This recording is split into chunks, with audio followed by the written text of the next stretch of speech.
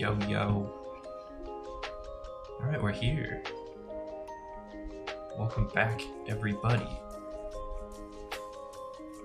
We look good, we sound good. I think we are good.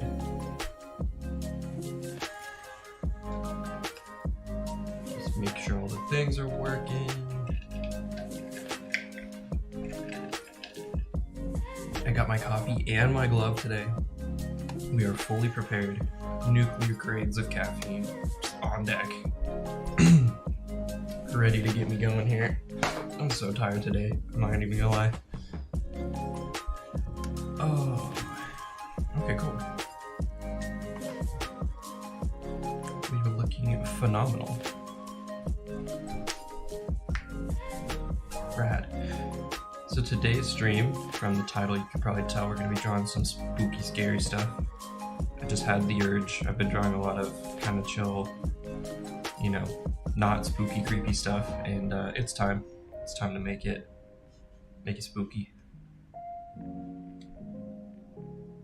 And I'm gonna try to focus more on some tips and tricks today for certain ways to make your line work pop and colors and all that stuff to make everything nice and gnarly.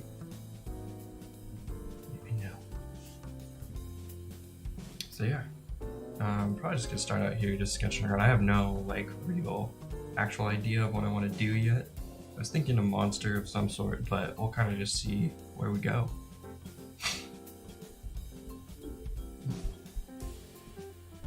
Let's start with black though, you know?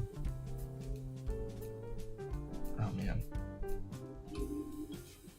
Also, can we not get Christmas music?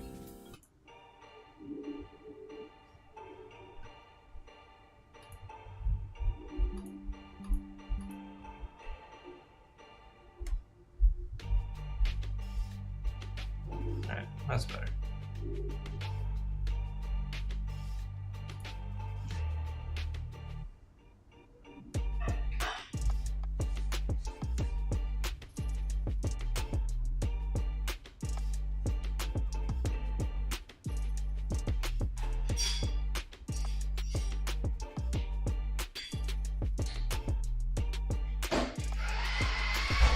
So whenever I don't have like a super strong plan of what I want to draw, I just usually start out with like one of my favorite little sketches for a skull.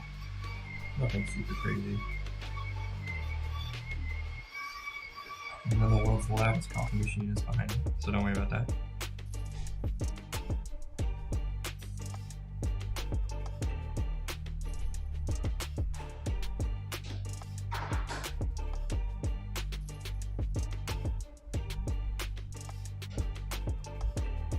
So yeah, I'm just going to be doodling around today. I think I might not even work on one super solid cohesive piece. I might just draw a bunch of stuff to sort of showcase a lot of the different line making and you know, ways you can make something kind of jump off the page and look kind of spooky.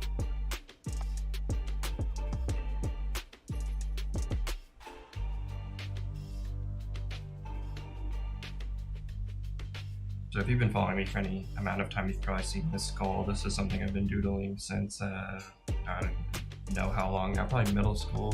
I was like 14.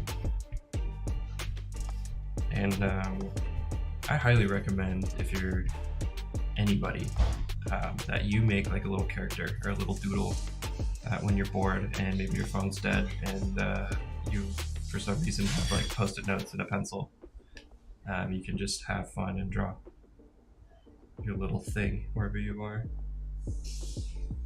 Or you know, if you see like a whiteboard in your workplace and it's very naked and it looks ugly and you think it needs a little guy, go ahead and just add your little guy.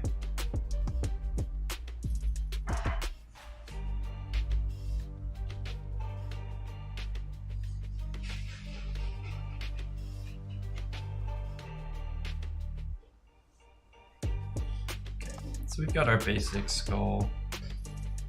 I think one thing that you can always do to start off anything with that vibe of creepy is get yourself some big open eye sockets. Whoa. Let's just do this. And if you've noticed that I've started out using kind of a shakier line, that is also intentional. I am sketching around right now, but having kind of fuzzy, not super clean lines definitely makes everything look nice and creepy. So we're just gonna fill in these eye sockets here super ineffectively because paint tool.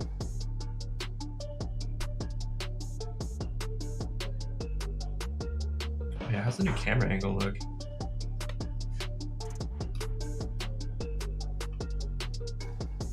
Pretty decent. I wanted to get more of me because when I was editing some clips for later, there's like just the top of my head, so I'm assuming even if I start to eventually slouch, this camera angle will hopefully be a little bit better. Kind of looking down on me, I'll figure it out. I have no idea what I'm doing. Okay, hopping back to our pencil, just gonna go.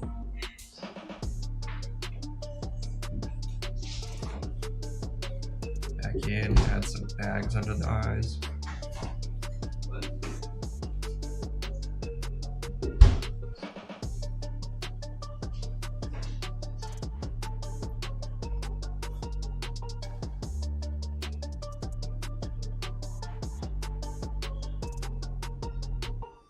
You can make parts of a skull or a face or anything look very like sunken in if you add these sort of little whippy lines around where you want to show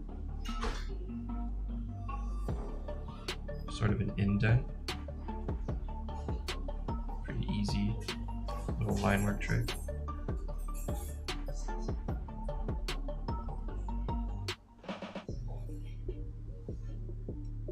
But yeah, if you have any questions too, feel free to drop them in the chat for how to do a certain thing, or if I glossed over something, just hit me up and ask me like, what are you doing, how are you doing that? Glad to answer any questions.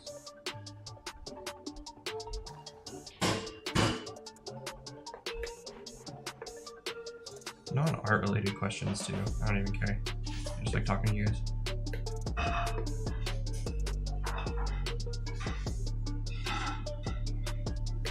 Hey, the free music is fire today though.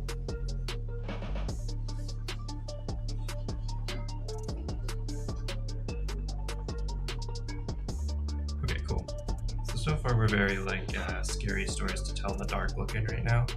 Not sure if you guys have ever seen that book series, but it was huge when I was a kid. It was like the sort of kid-friendly horror book series, and definitely very inspirational. Just all the art was black and white, line work, very unsettling. One thing they would always do, let me see if I can do it. And a good thing to make anything spooky. Tiny pupils.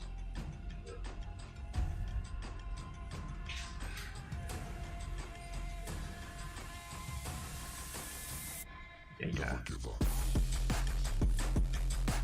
It's a little intense.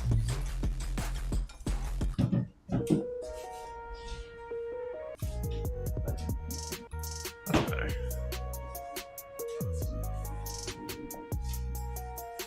Is that better?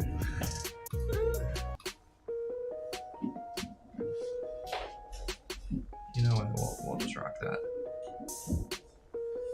Might have to switch over to some color music. It's just so hard if it's not lo-fi.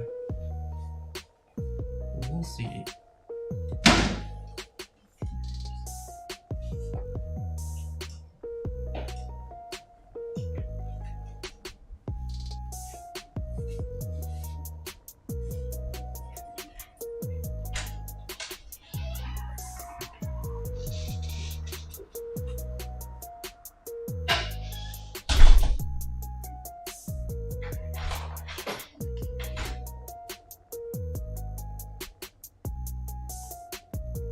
So yeah, I'm just using my partial eraser tool here and removing some of that black to get a very fuzzy looking pupil.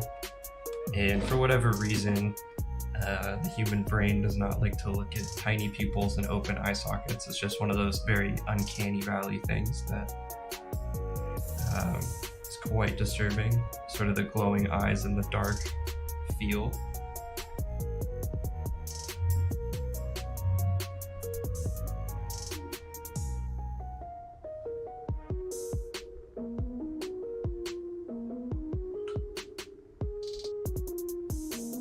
So yeah, right now we're kind of like somewhere between the scary stories to tell in the dark and a more cartoonish style, which I'm definitely here for.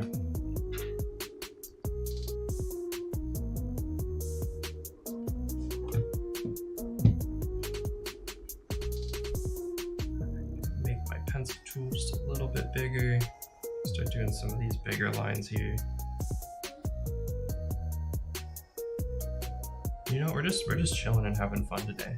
I think I've been drawing a lot lately, and I haven't had much time to just draw something fun, chill, easy. Maybe not easy, but like, I don't know, I just had the urge today to just doodle, shoot the shit.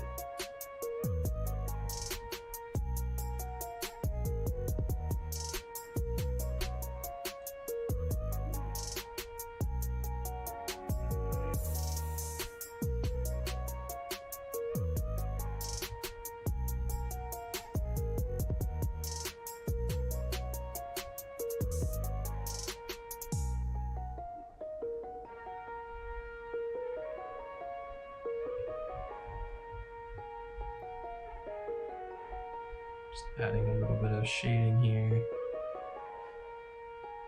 Again, just keeping all the lines a little bit separate, making it nice and jaggedy. Jaggedy? Jagged? One of those.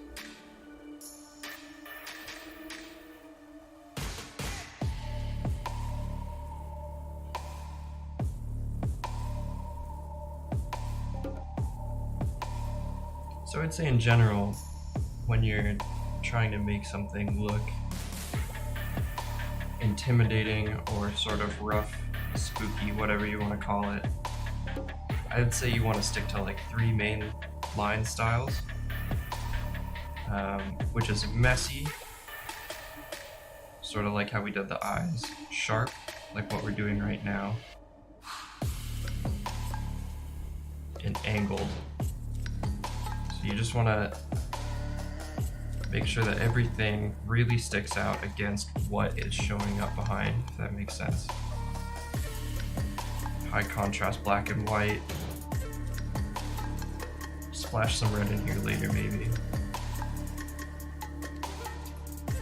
Okay, I'm gonna switch up the music here. This is just not quite it.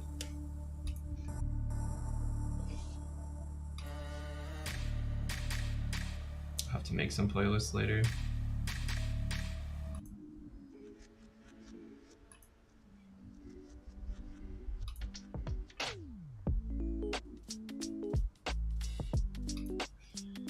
Let's try.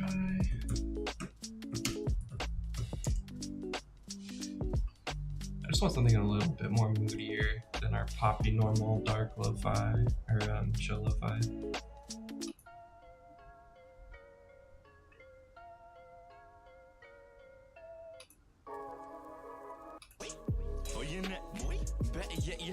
Not that. Yeah, that's good. Drop that.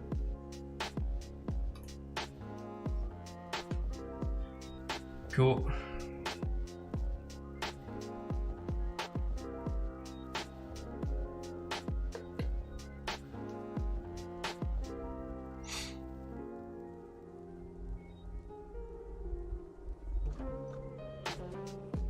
Yeah, I mean, I draw a lot of different styles, but for whatever reason, there's always been something just very alluring about sort of the train wreck effect in art, which in my opinion is very hard to capture. But some of my favorite artists like Alex Pardé and even just like old school painters that were able to capture something like pretty horrific, you know, Saturn Eats the Sun. Like there's an element to something that's kind of horrifying to look at, that you just can't quite look away from. Like when a painting or a piece of art can really spark that morbid curiosity of like, well, that's like kind of twisted and messed up, but I also just want to keep staring at it. I think that that's a really interesting spot to try to be as an artist, because I think in general, art is about making something look, if not pretty, then just interesting, you know, look compelling. And what you're trying to compel your, you know, viewer to feel is always very interesting as an artist. And for those artists who are trying to compel their viewers to feel a little bit haunted, I think it's a very difficult balance to strike, because there's some art that is just kind of offensively shocking to the senses.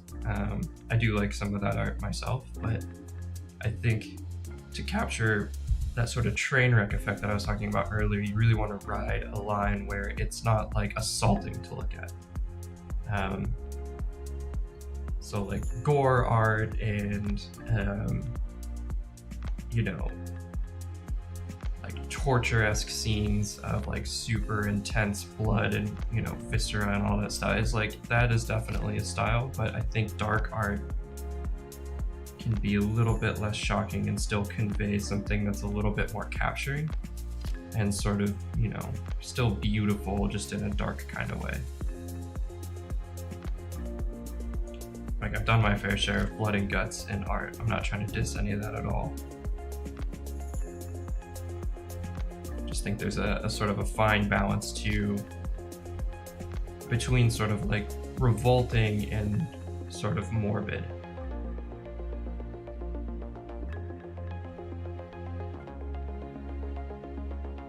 Writing that line can be kind of difficult.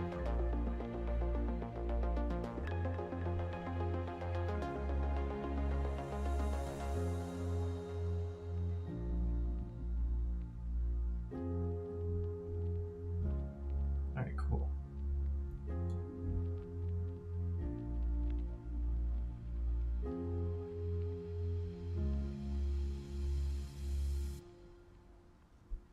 Alright, what do we want to do with this?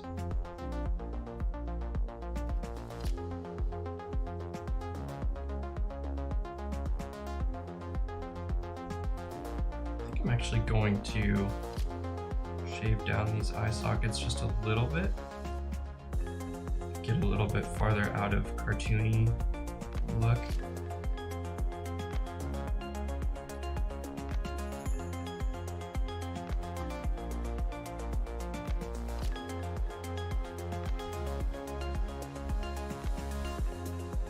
There we go.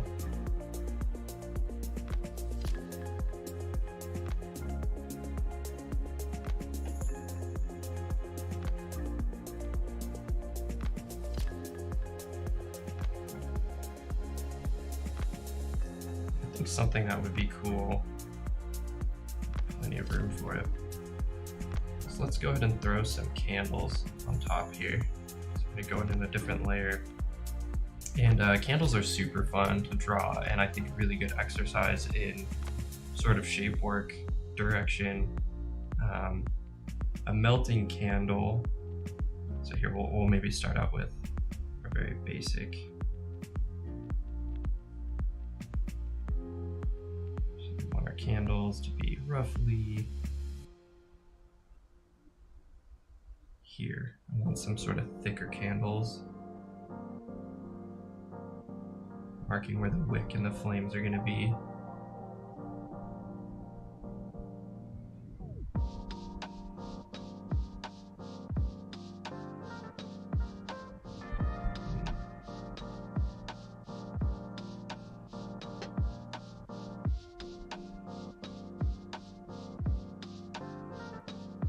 What's cool about candles is there's a lot of different ways that, you know, sticks of melting wax can look on top of your texture. We could do really clean, neat candles to make something look, you know, very pretty and presentable. The aesthetic we're going for today is, of course, like the spookier one. So let's show you how to do that. Turn this down a little bit more too. Okay. So I always think of candles like as the really drippy candles on top of candles look at like an Italian restaurant or whatever. I think that the running wax as it starts to build up on itself has always been a really like satisfying thing to look at. I've always liked paint dripping, and we'll go over how to make things look nice and drippy and wet as well. But for candles, I really like just how bizarre and intricate they can look.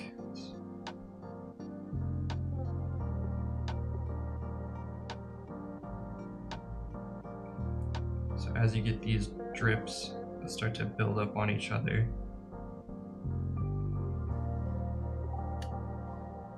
you can start to draw those lines the same way we did our skull, just nice and kind of jaggedy.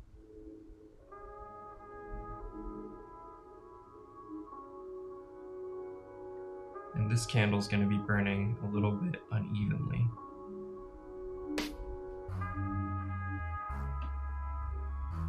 So go ahead and take like a big chip out of it.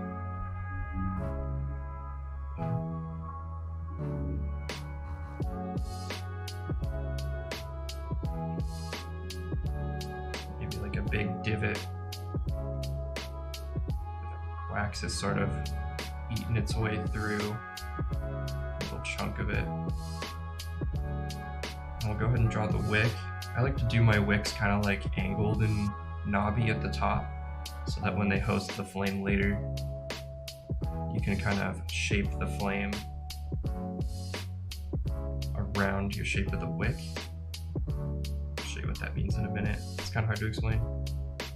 Yeah, just keep adding these big blobby pieces to our candle here. And as I'm going, I'm just sort of thickening some of the lines so that you get that nice directional flow. As the drop rolls over, it's going to be a little bit thicker. And as it tucks back underneath towards itself, it's going to be a little thinner.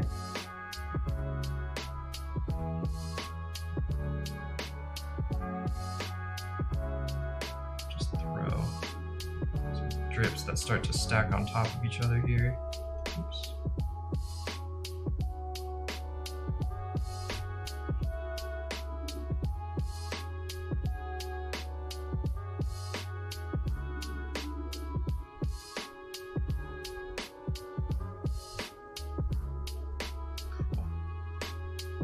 Looking good.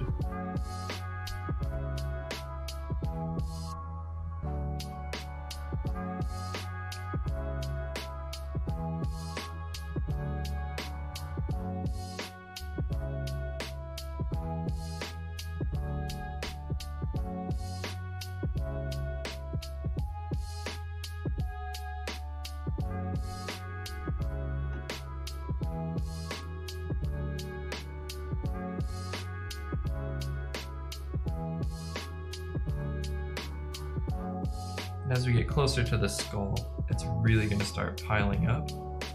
And this is where wax also starts to pool and puddle as opposed to just rolling off of itself on the candle.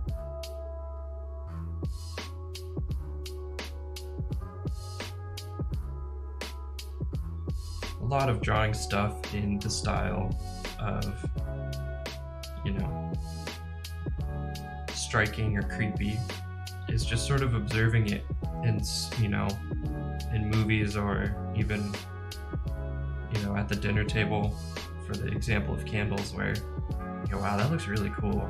It's really interesting. Why does that look so like that when you're viewing it in real life? And that can give you a lot of the little key things to help you draw with those features later. Especially as we start to get to drips and the other stuff we're gonna draw on this skull. We're really gonna start start getting into that sort of observational space where we're going to use sort of features of reality and how, you know, drippy stuff works to help us inform what our art's going to look like.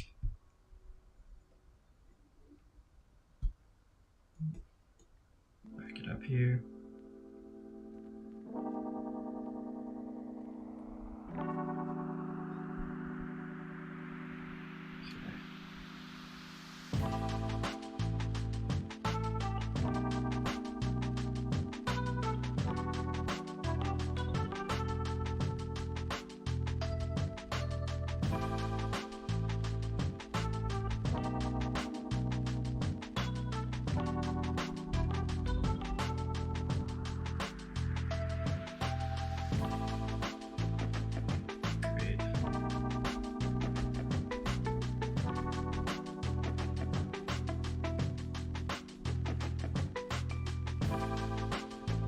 Got these nice long runnier blobs.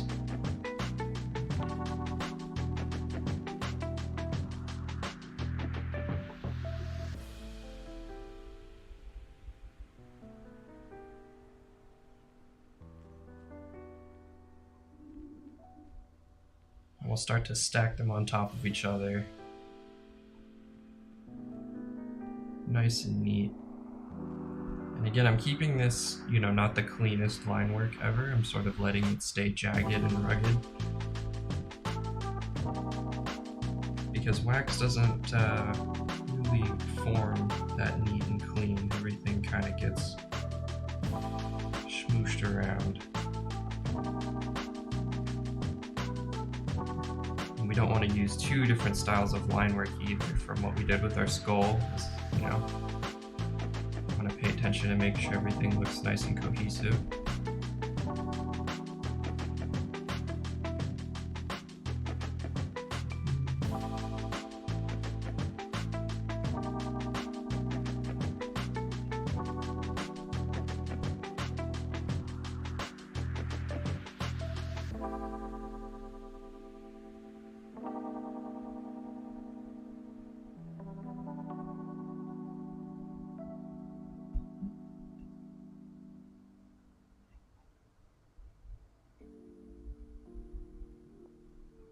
Okay, it's a pretty good first candle.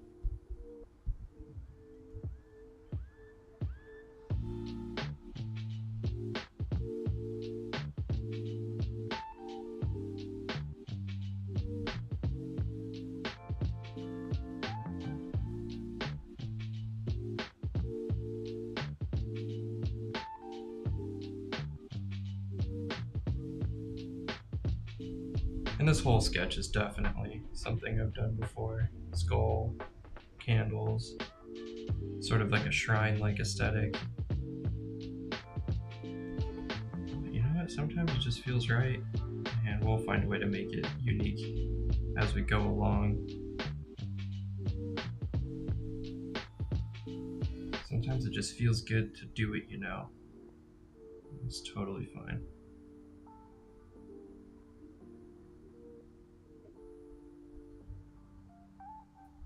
Cool. So that's our first candle. Go in and sharpen a couple things up here.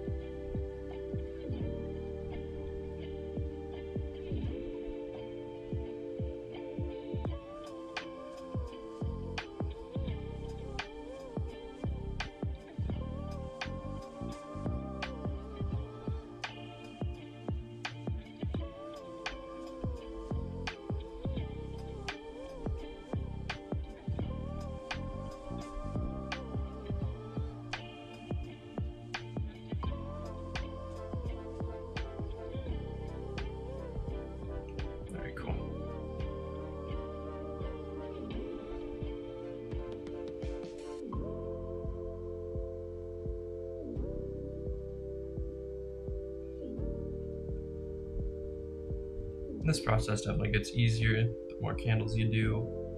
You kind of start to find the structure of how everything kind of looks, the rule set you start to make as you go along.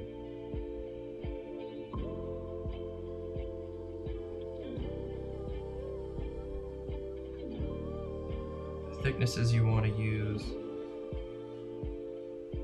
technique and line style, you just kind of got to get into that flow.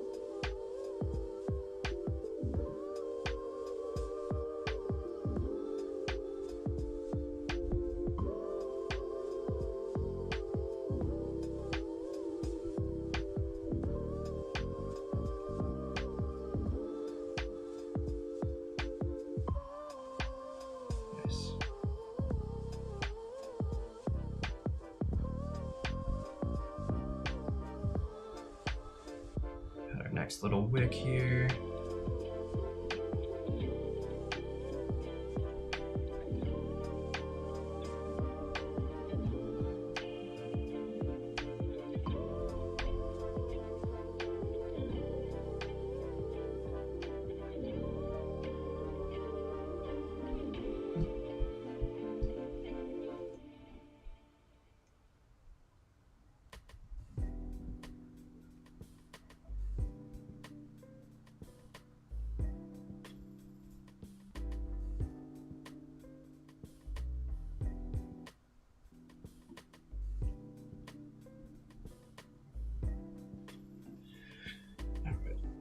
Break for a second. Ooh. Okay. I was gonna have to do just a short stream today, but my other plans for today fell through. So I'm here for a long haul day today.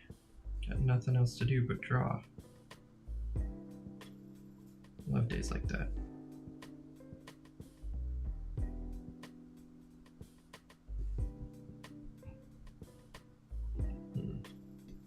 It's a little too messy in here. Just gonna come back and clean a little bit of it up.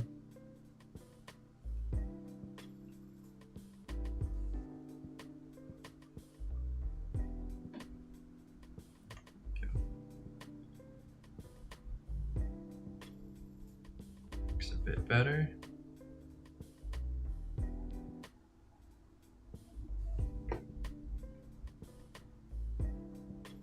Might be a tad bit over caffeinated to be doing delicate line work. And that might also be why we're doing messy line work today. 'Cause fuck it.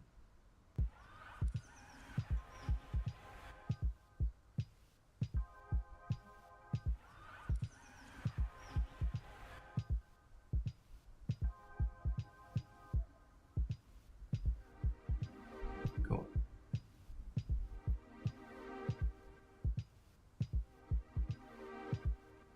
So as I'm going along here, I'm trying to find ways to sort of blend the candles together at the base.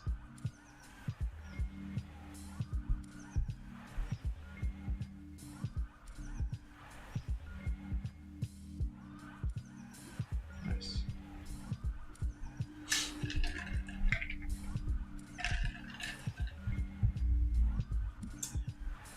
No cat today.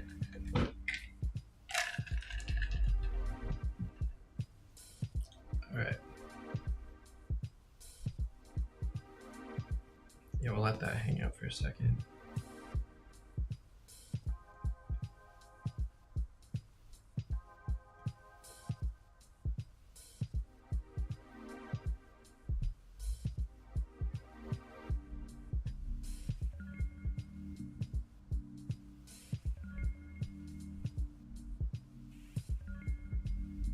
Alright, cool, we are getting there.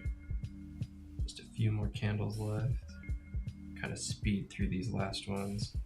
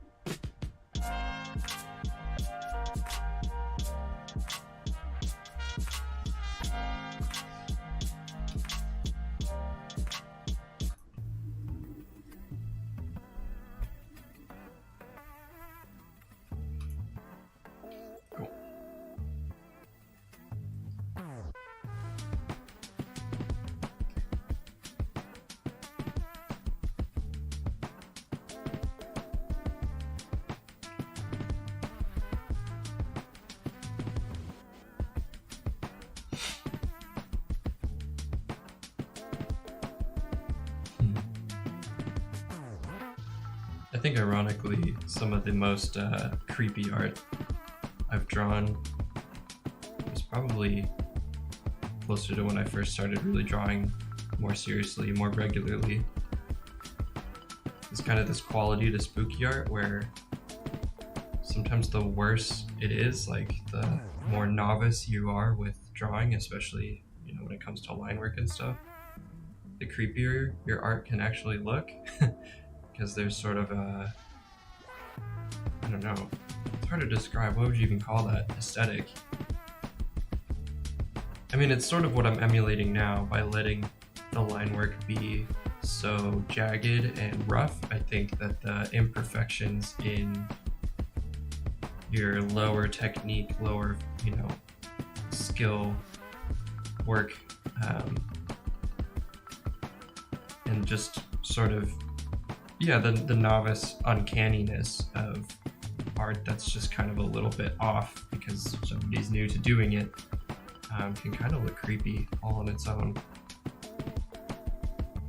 So I'm just shaping these wicks here to look a little bit more textured. Nice. Also want to thin them out a little bit.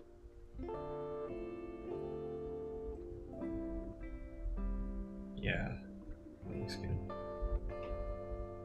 Spindly, sharp, jaggedy, imperfect lines are definitely the way to go for that creepy aesthetic.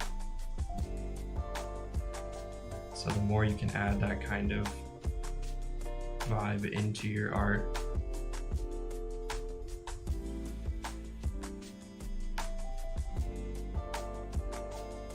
spookier it'll get it.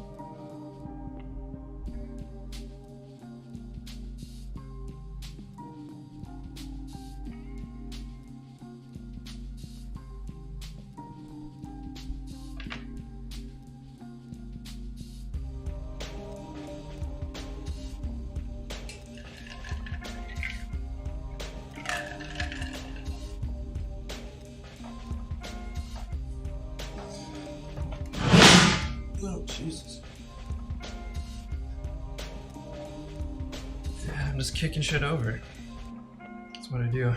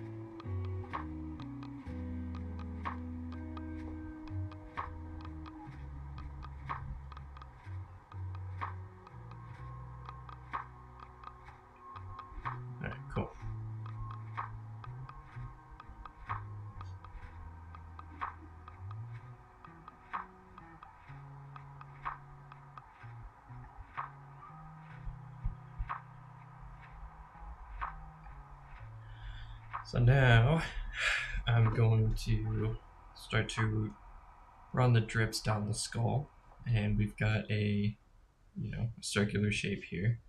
So the drips, I'm gonna make sure are kind of following along the lines of the skull here. You can also do something where, because it's wax and it can sort of build to like a critical mass in one area, we can have it start to go here and then break downwards to drip. So that's going to be the plan.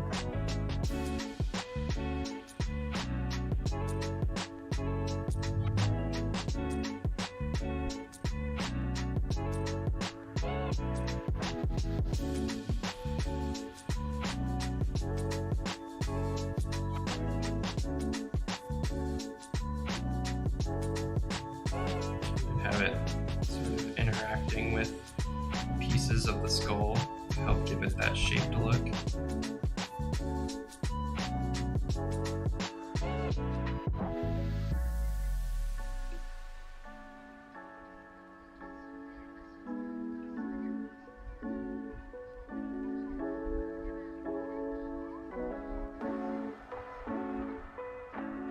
And following this sort of conventional drip work style, it's going to get thicker towards the top and then thinner towards the bottom. Conventional? Not sure there's actually like a conventional way, but just how you would actually see it.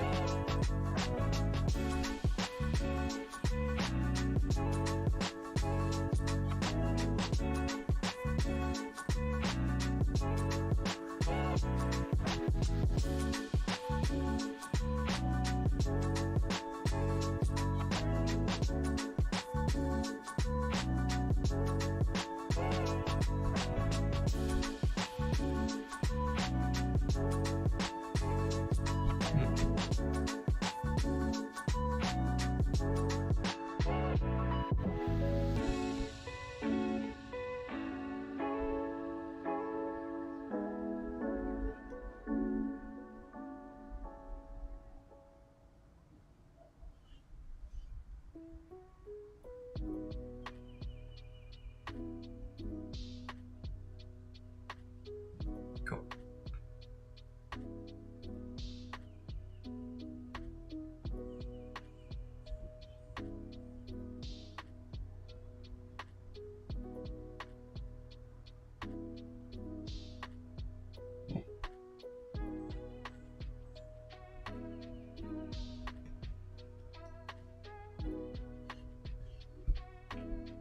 This bubble of wax right here is kind of bugging me. It looks too much like tissue or something.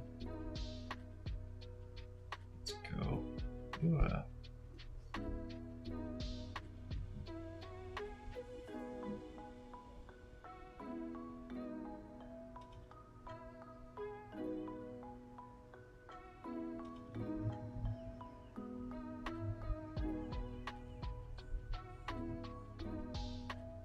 there, that looks better.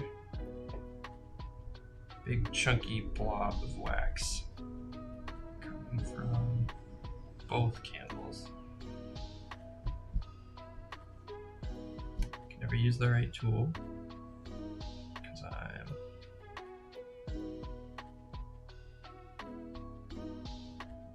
over caffeinated. Okay.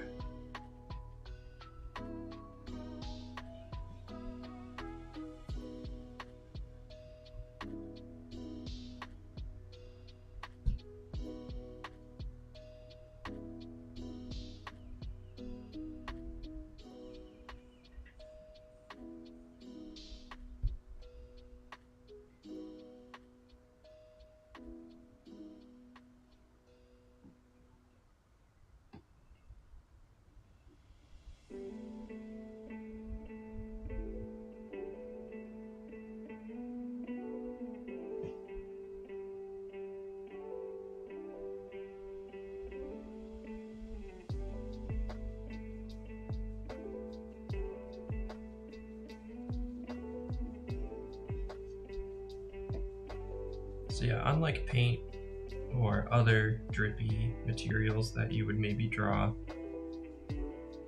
wax behaves very erratically.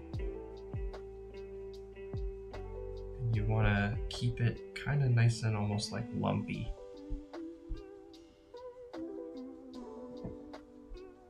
Tends to take strange paths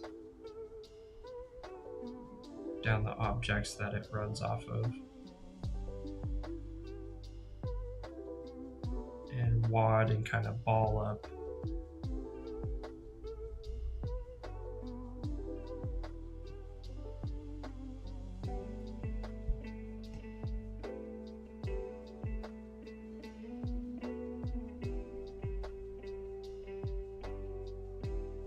Oh, I'm just not gonna do this here. Like that.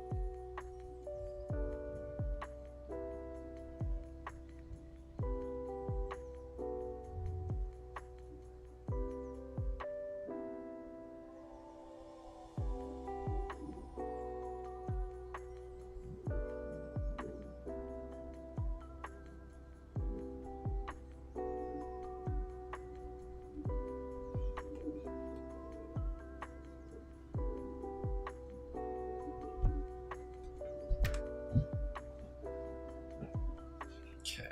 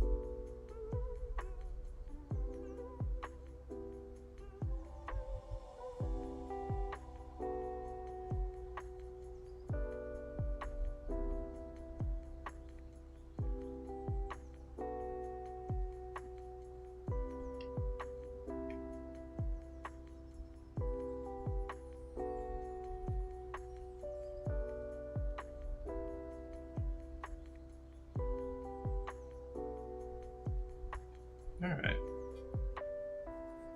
Got some nice runny wax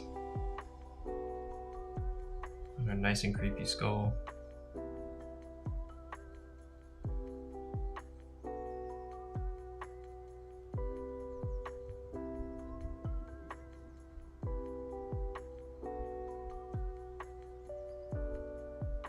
Just gonna go around and make a couple things a little bit thicker. Okay. Let's go and delete this, bring this guy back up. Let's also go ahead and erase this line where we don't need it.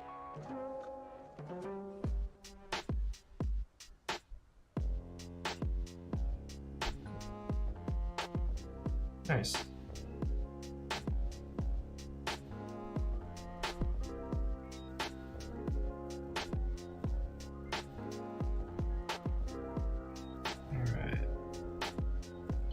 So now one thing about the candles drawn this way, they're all relatively kind of the same size, the same blobbiness, is that it can be kind of hard to tell where one starts and one ends.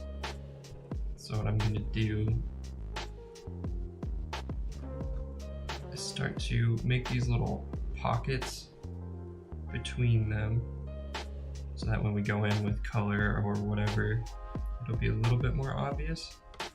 But I think for the most part, it's kind of okay that they just look like a blob of candles, because I did want it to have sort of that look that this is the last, little bit of these candles, or that they're very well seasoned onto this skull. They've been here for a long time.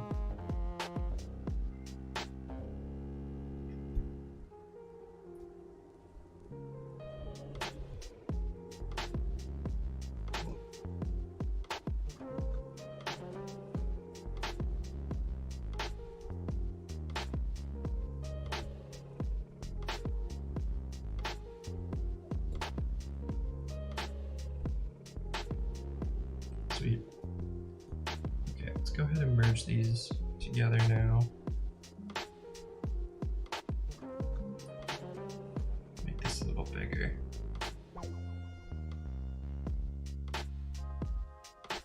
Alright, now we're going to go ahead and do some of the flames. For this, I'm actually going to use a wedge tool here, because I feel like that would look cool.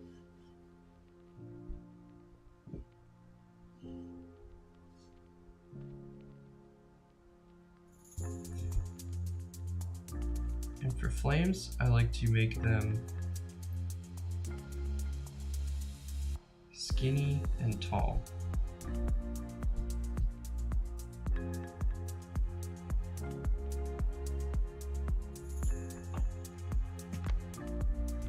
A little bit of wave to them, but nothing crazy.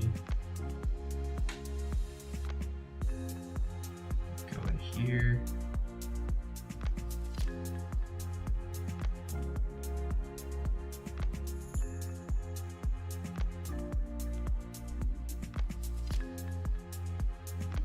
That's a little big, actually. Let's go a little bit smaller.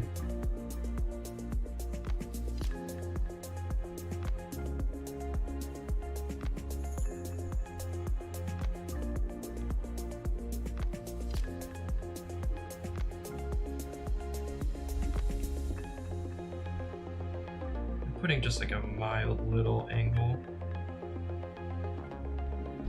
on these guys.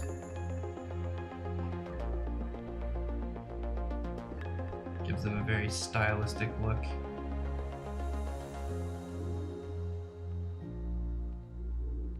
Normal flames are very round, but again, if we want everything to look cohesive, we want to stick with our theme of pointy, sharp, jagged.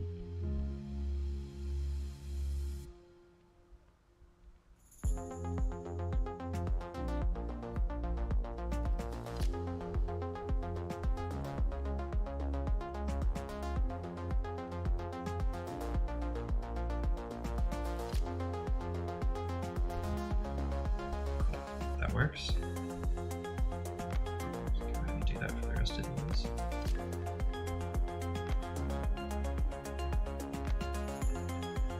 Switching it up a little bit.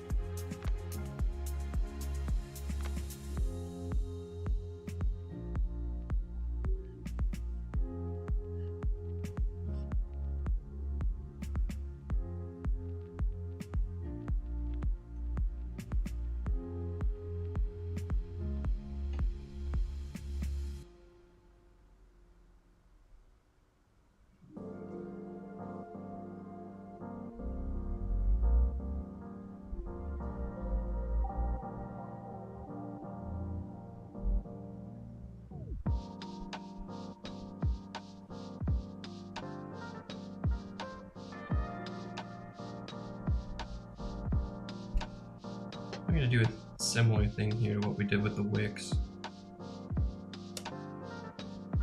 Just sort of take some chunks out of these lines.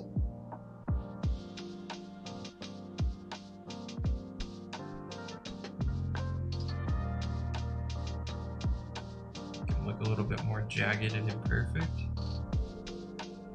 A little bit more chaotic like a flame would be. Still keeping some of those like angles bizarre.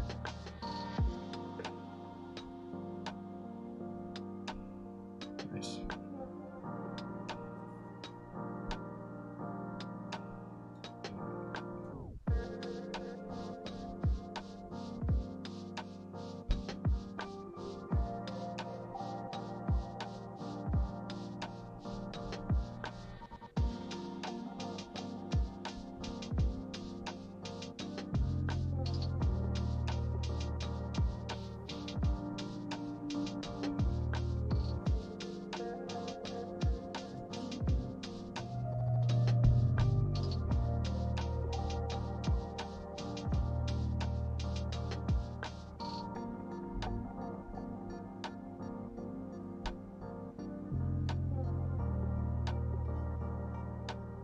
Two more.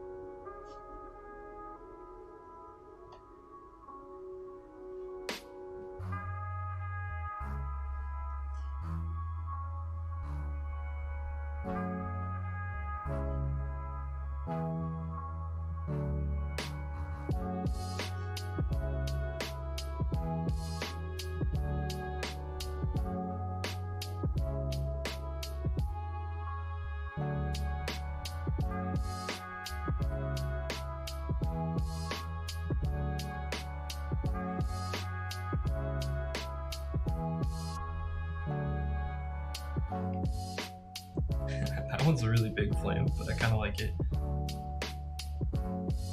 because it will kind of be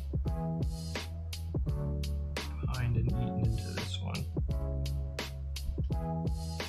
So let's just keep it big.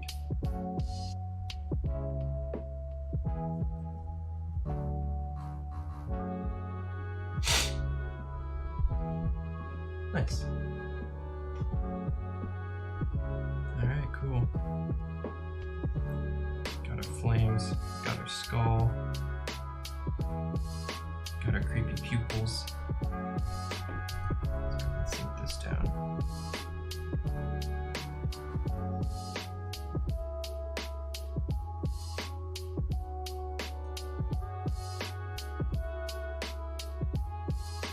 Alright, what else do we want to do?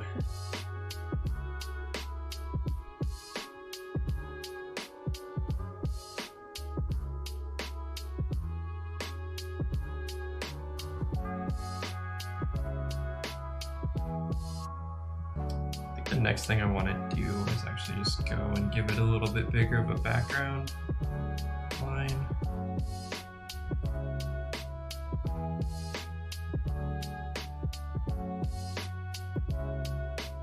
Always just helps make everything pop, look good.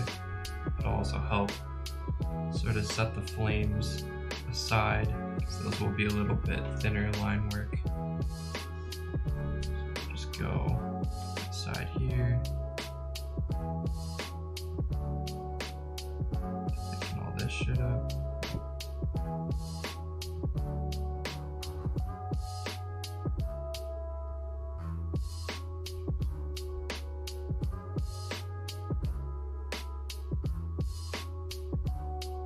Great.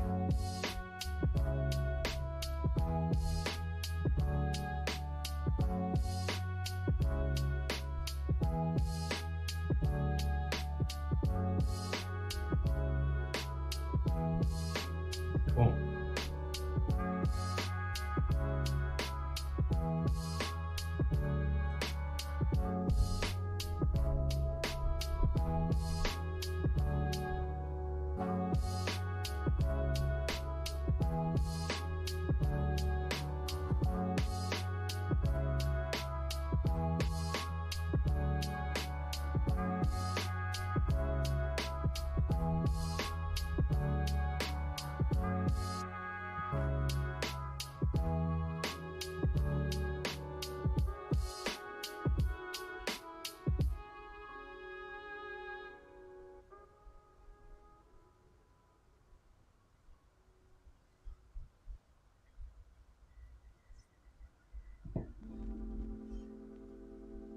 All right.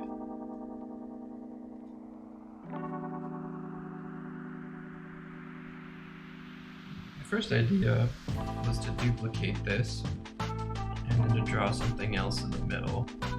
So I think that's probably the plan. Just in case it's not, I'll duplicate it again. I'll just hide this one, sync these together, scoop this over here, try to get this centered here.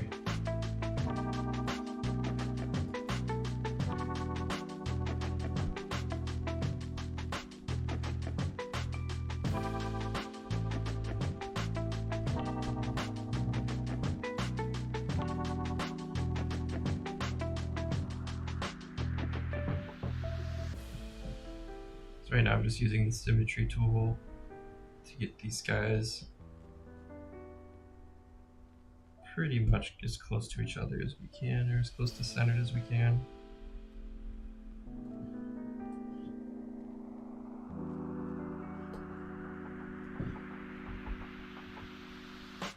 Alright, that looks pretty good.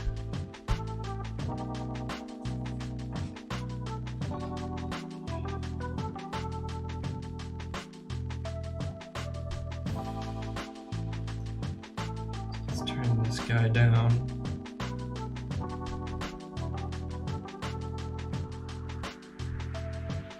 Draw some more stuff over top of it.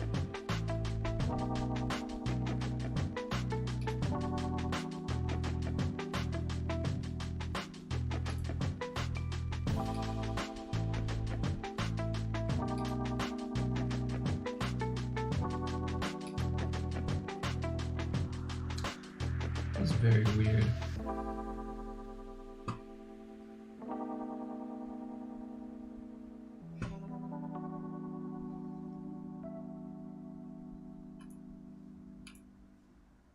What's up, guys? Okay, cool.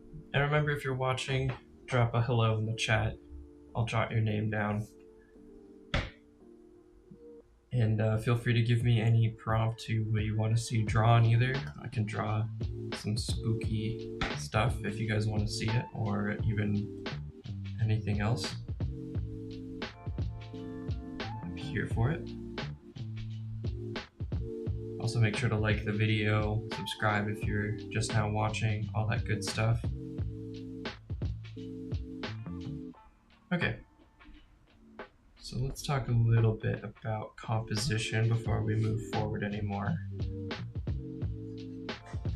So when you're drawing something spooky, I think a good idea to always keep in mind is that the impact of the piece is going to largely depend on the, really defining features. Like right now we're going for line work.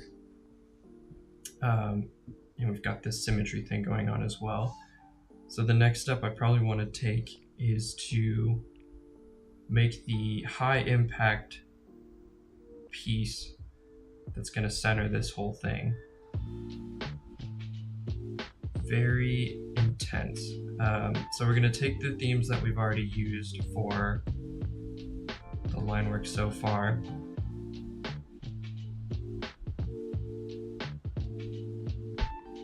So we got, let's do some big eyes. And we'll cheat just to start out here with the symmetry tool. And we'll use our little trick to make them look sunken in. We just go over it a few times.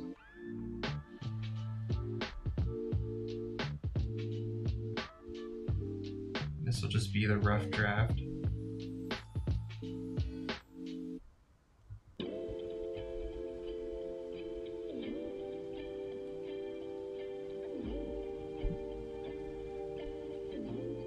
think I want to go with another skull-like thing. I kind of like the idea of using the symmetry tool to make it almost like split in half.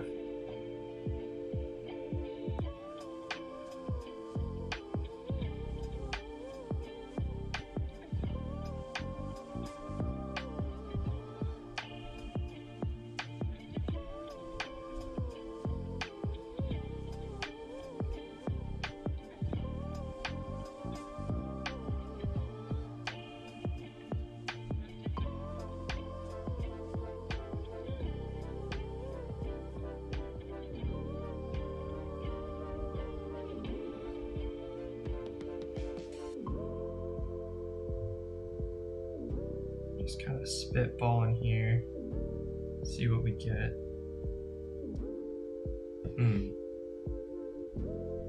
Kind of like the idea of morphing this guy into the background of the other skull.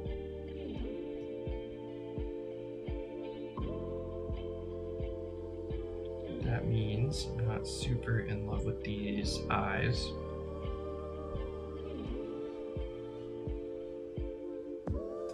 I think that also means we want to stretch this mouthpiece further down. So let's maybe go like that. Yeah.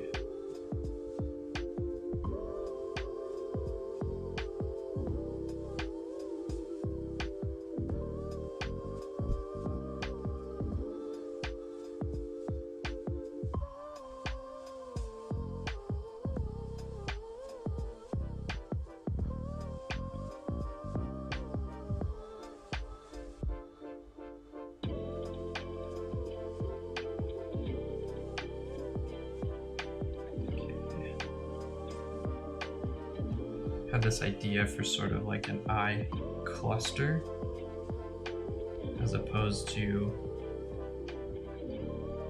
two big eyes.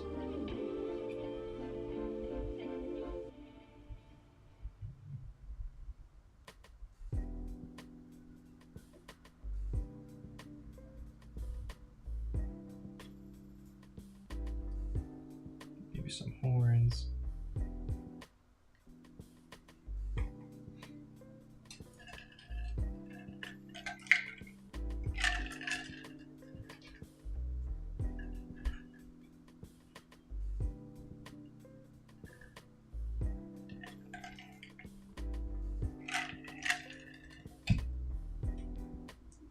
Okay. Coffee break. Pardon the ice clanking.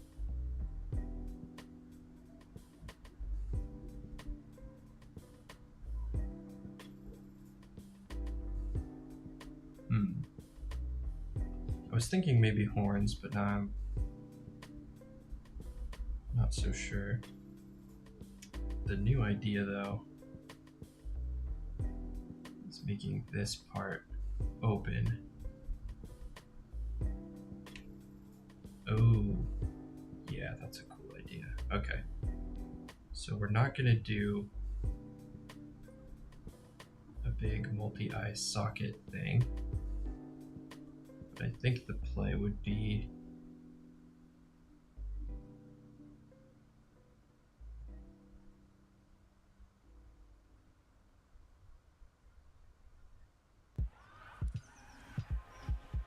sort of an open pattern.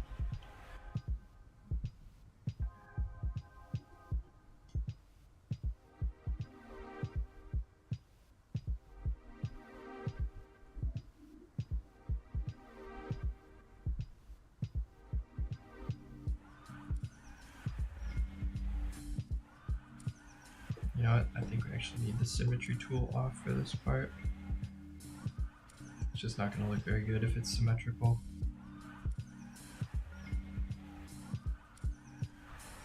But I want basically it to look like the top of this skull is being like eroded away almost.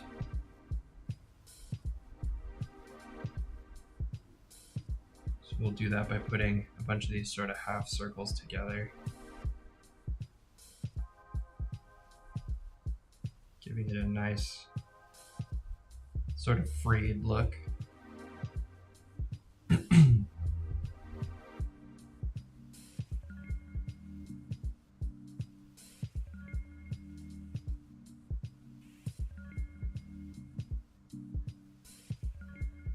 Big chips and chunks taken out of it, and this is super messy because I think we're going to go over this whole thing in another layer, so I'm not worrying too terribly much about getting it perfect here. Just starting to shape and fill in what we want.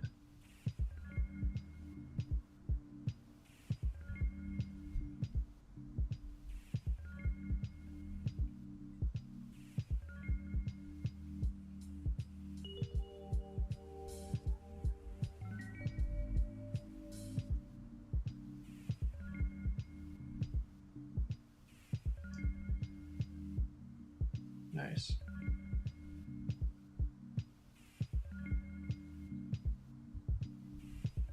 Could even have a chunk of what would be left of the skull here. Then the other side I feel like is going to be more worn down.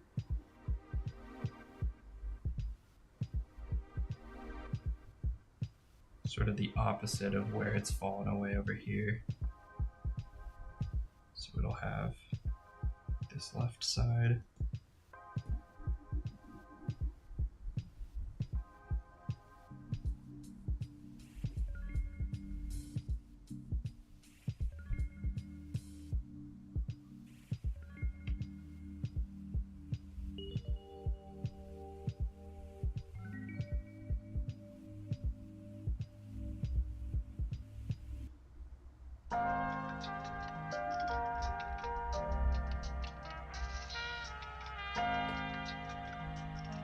Eating a big chunk into this guy's head.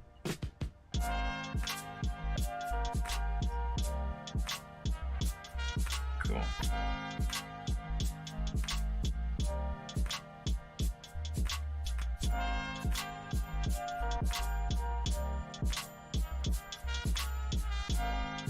Keep a little bit more asymmetry going here. We'll just have this like run off screen. I don't really feel like doing a bottom jaw. I feel like it would really look that good.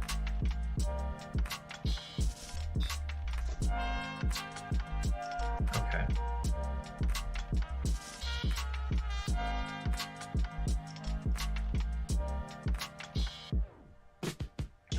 It's a little hard to see right now, but I think this will come together really well in the second layer.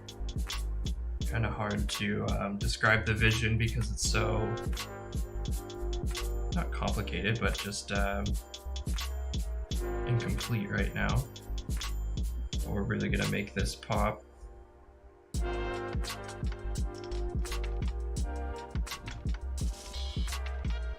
Okay.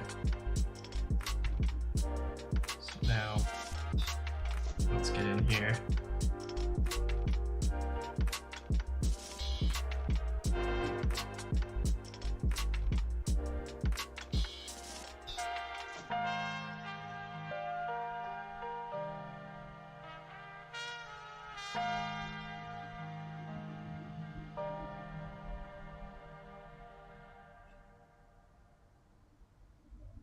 One thing you'll definitely see me do a lot is, especially while you have the easiness of digital art, is go back and forth on layers like this a lot. And I think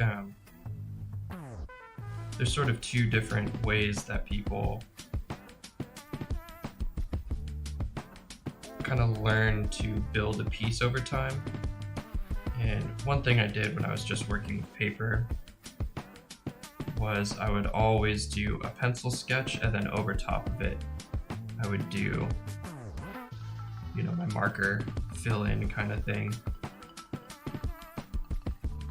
And I really like that method because I think there's actually a lot of utility in learning to do art by tracing. But the best type of tracing is when you actively try to change what is underneath.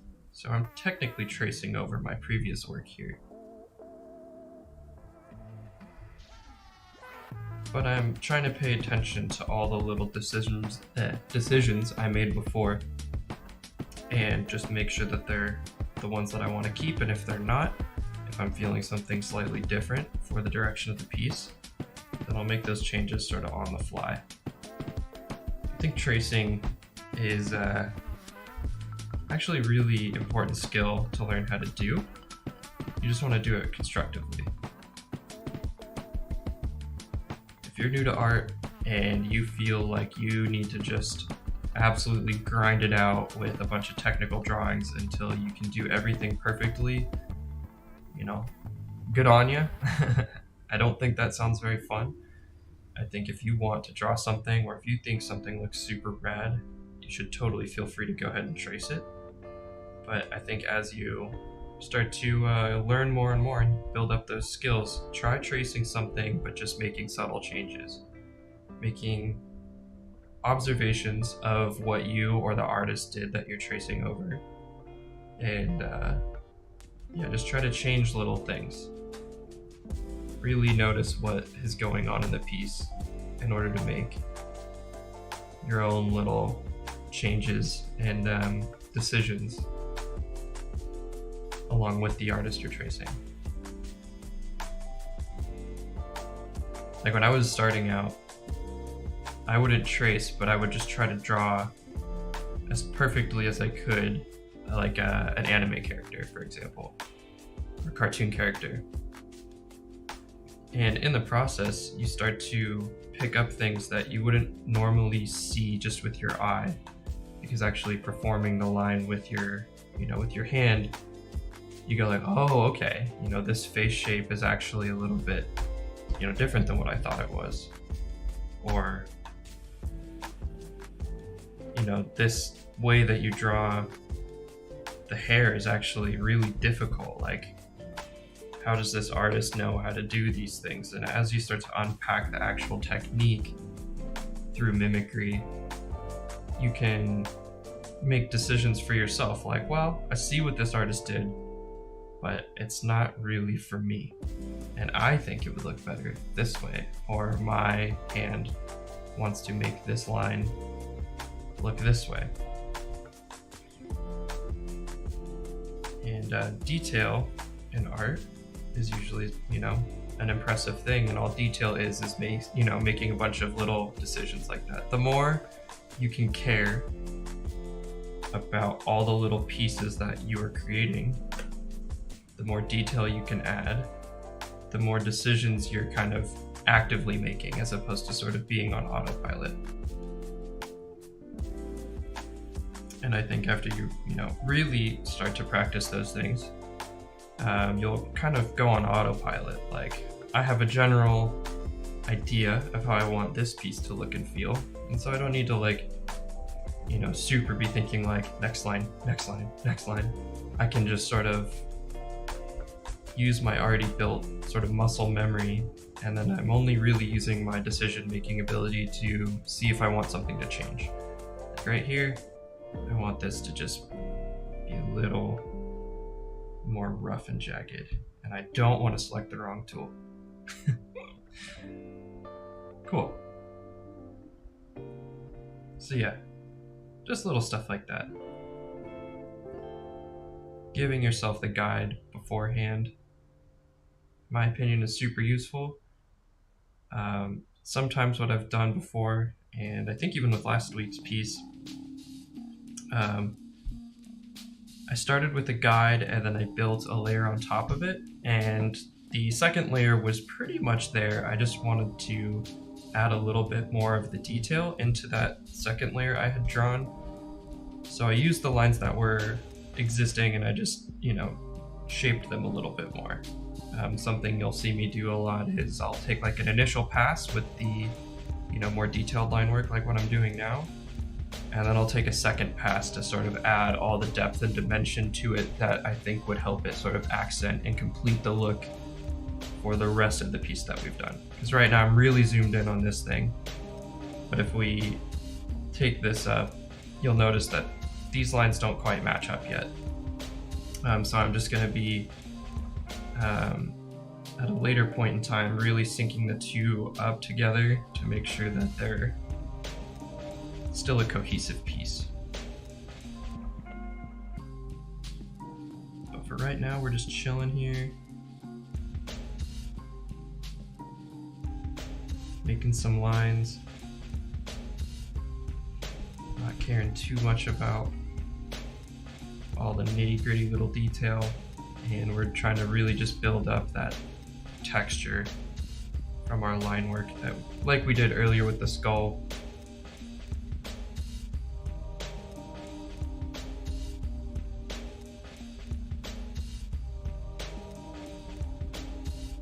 Yeah.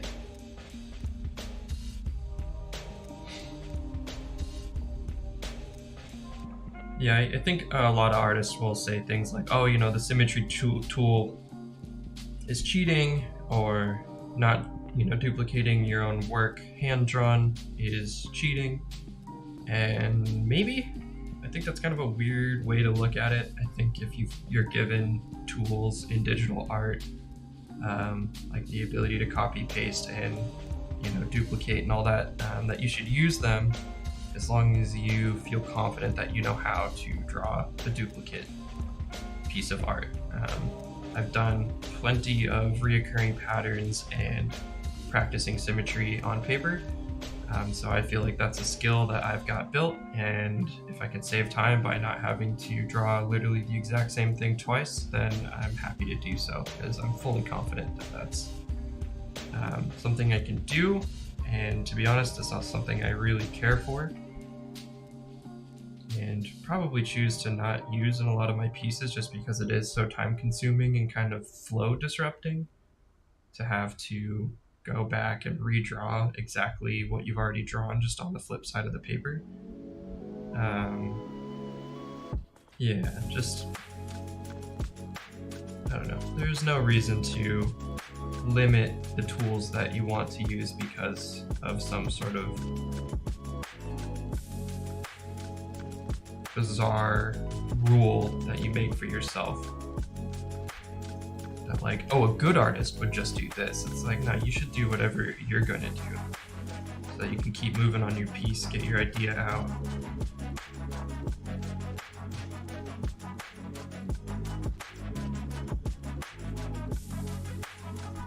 Yeah, do what you're gonna do.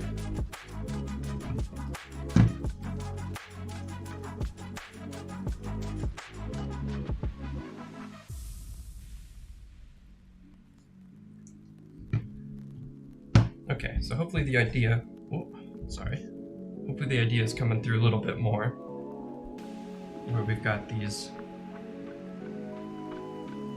the big chunky spiral pieces taken out of our skull shape here.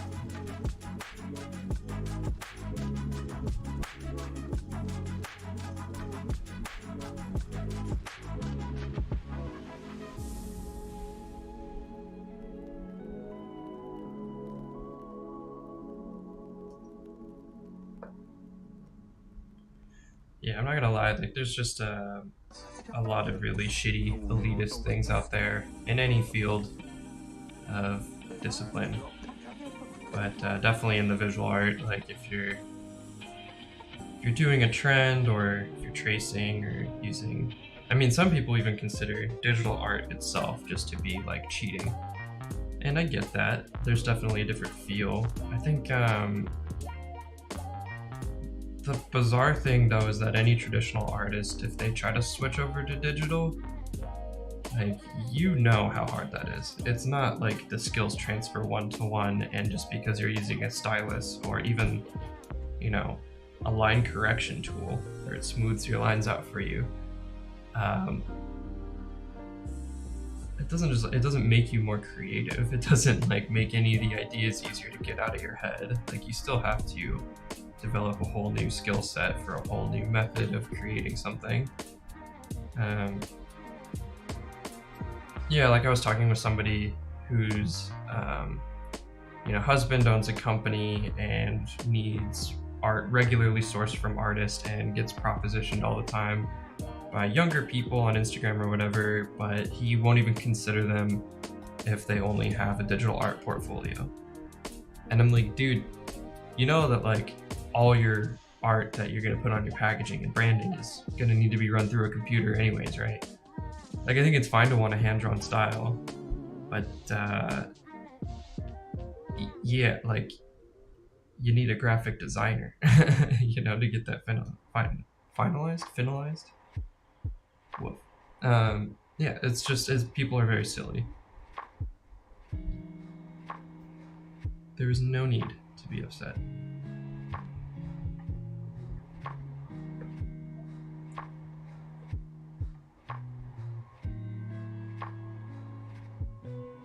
Everybody's just out here rustling their own jimmies.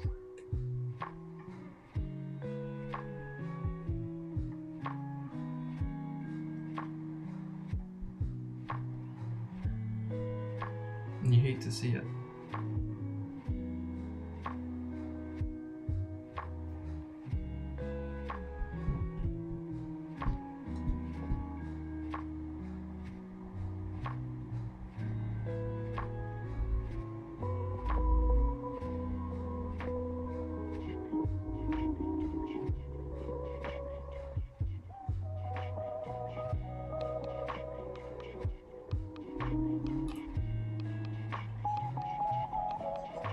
Sweet. We are about an hour in.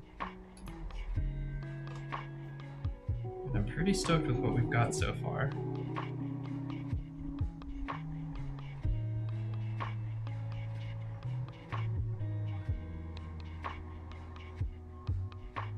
Oops.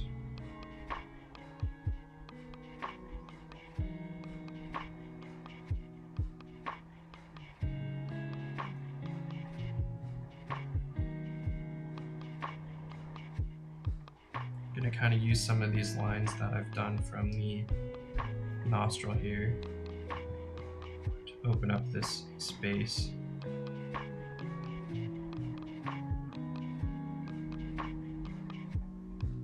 We're definitely getting a bit more detailed with the line work than we were on some of the other pieces of our art. But I think that's okay, because this again is the sort of centerpiece to whatever we're drawing here.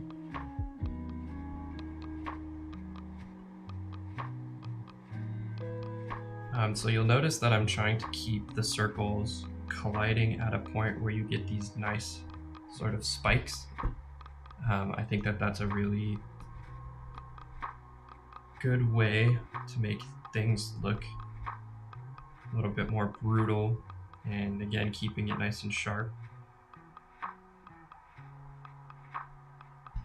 Sharp and jagged is the way.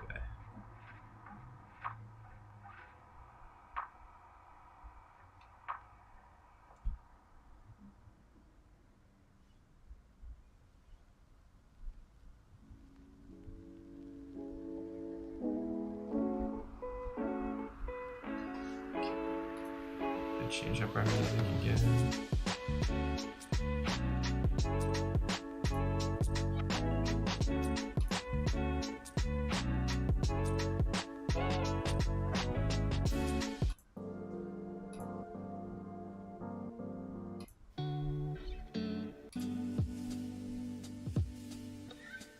Let's see if I can't find some more.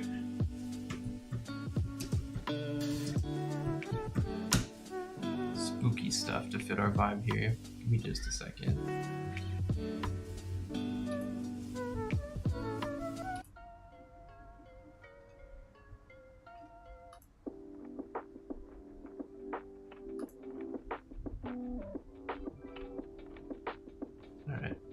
purpose.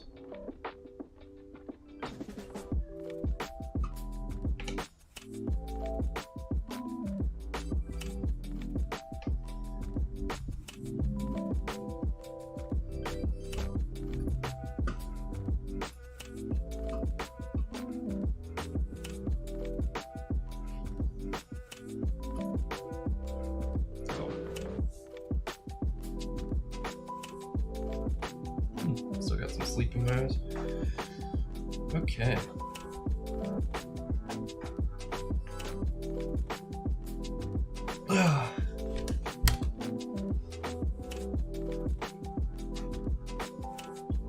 Keep it going here.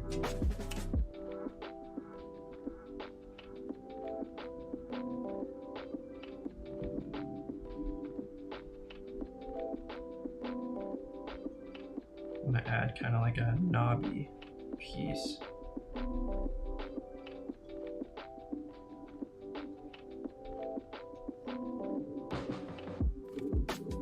Keep it nice and sharp at the same time still.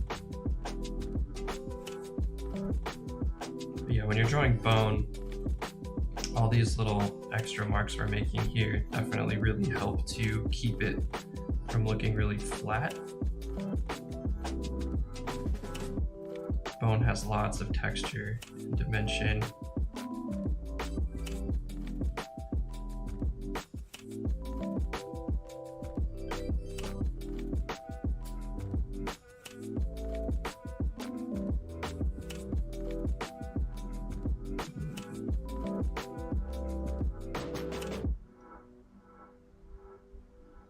So yeah, the more you can kind of bring that out, the more convincing it'll look as bone. This is the part where we're going to get fancy here, and where I think I'll also turn back on my symmetry tool, because now that we're into the facial structure part of the skull, this is something that I wouldn't mind having to do over again. So let's go ahead and throw that.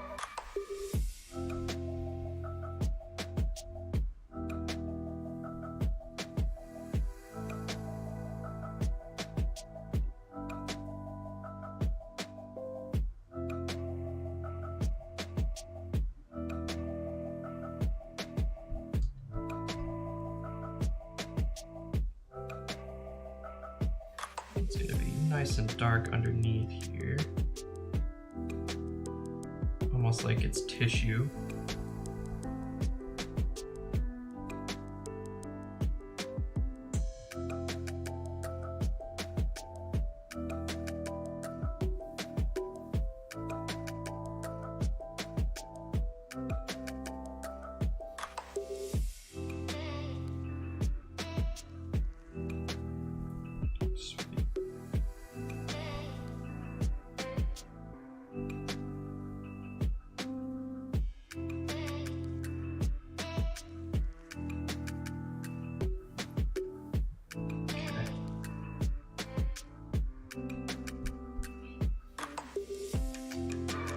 I'm not going to do any of the filled in parts with the symmetry tool. In fact, I think I'll cut it here, because now we're also at a point where I want the asymmetry back.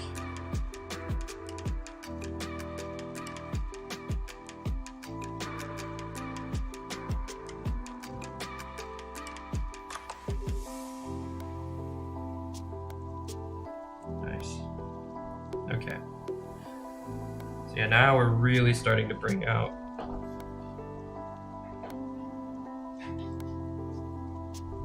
the darker vibes here. I did just realize that we're not fully centered. I think that's okay.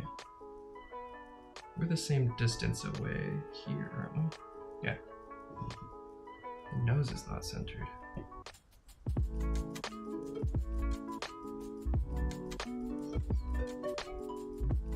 It's okay.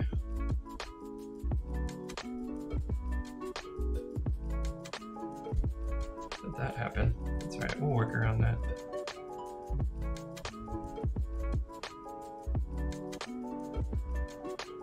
typically the easiest thing to do in a situation where you've got your symmetry tool misplaced like that and you've done a bunch of work. So we'll just go ahead and duplicate. We'll go ahead and just erase this portion.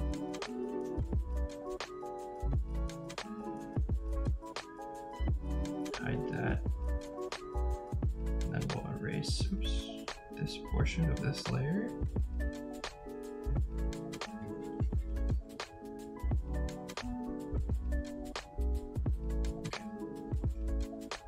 Go ahead and scooch this over a little bit. Actually, well, yeah, we'll keep.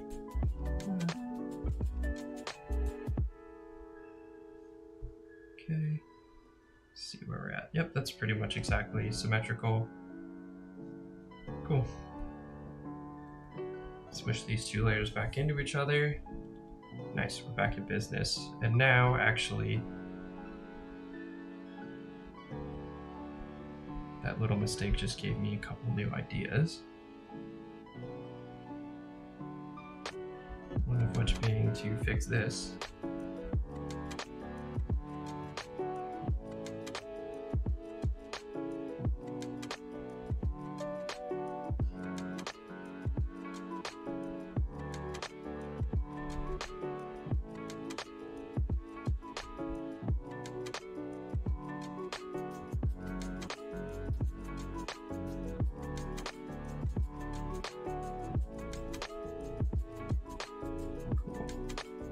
Let me take a second too to explain something that I think might be helpful as well.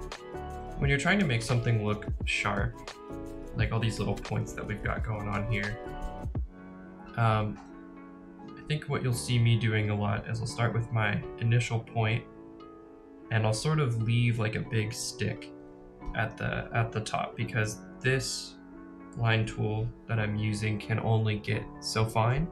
And to go in and change the thickness and then to try to change it back to that thickness for a tighter line means that your line dimensions are going to be hopping around a lot. Normally, if it was a pen that was, actual ink pen, you'd be able to use pressure to kind of get that finer. But my stylus and laptop is unfortunately, or not laptop, tablet is unfortunately not fine enough on the pressure points to get that nice little whip shape. Hold on, this long is loud spot. There we go.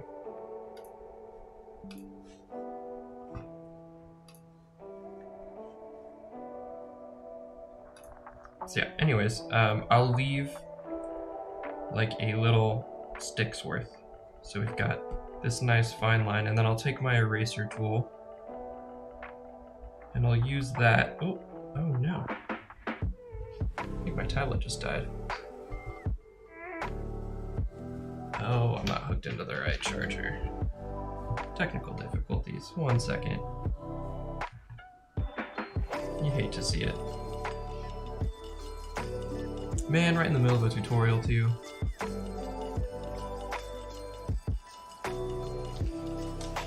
Brutal.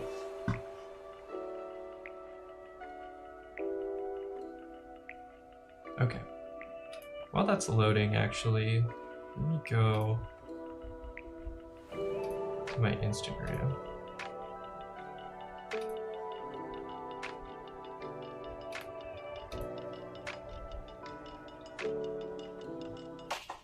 So I can show you guys there kind of what I'm talking about.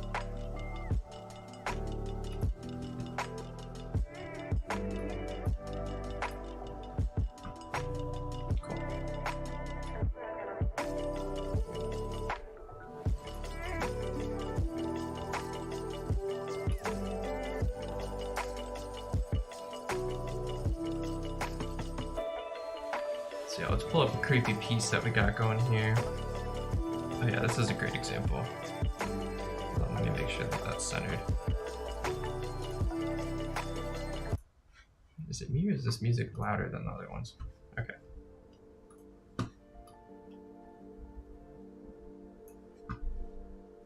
Nice. So yeah, here on this piece, you can see that I'm using that same sort of style of very sharp, jagged lines, and I've got these nice pointy wicks to the ends of the hair, as well as sort of that circle goriness at the bottom. I think what we're going to be doing is something similar to that for the background of the piece we were currently just drawing. That's a pretty good example of some creepy art.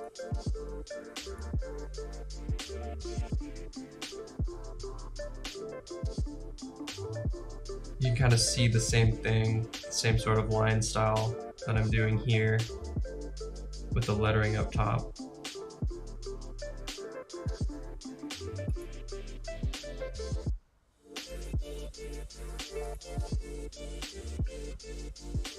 Yeah, even in my less creepy art, I do really like to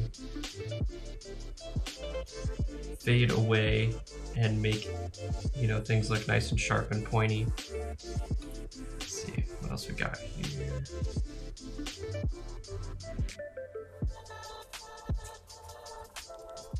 The last thing I drew. Oh, this is a great example.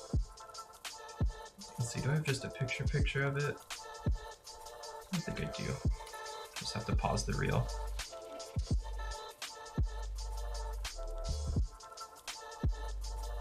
So yeah, for this piece, you can really start to see the development of how how the candles were drawn and how the line work was done on this creepy guy. Very, very similar. Using some cross hatching there, some stippling.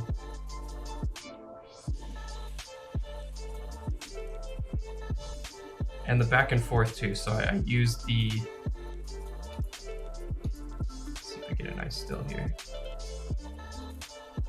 I used that little scraper tool, not only to get the mirror to show through the other side, but to sharpen up all my black lines, which is essentially the same thing we're going to be doing with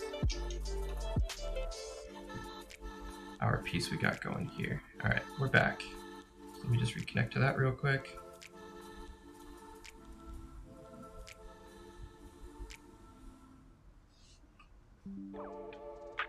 Sweet, should be back.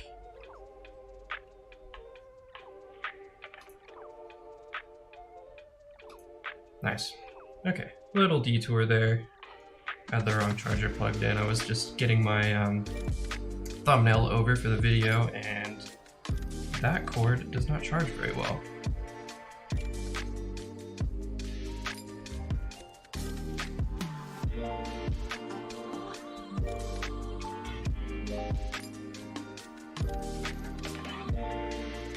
Oops. Luckily we didn't lose any of our work. Very nice. Oh no.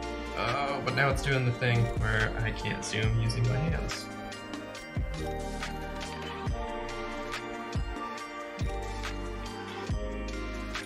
Alright, hold on just a second here.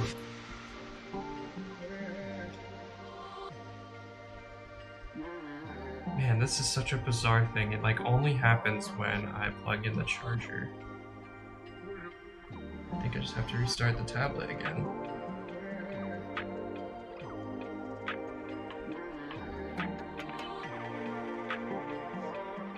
So weird. Alright, let's keep looking at Instagram.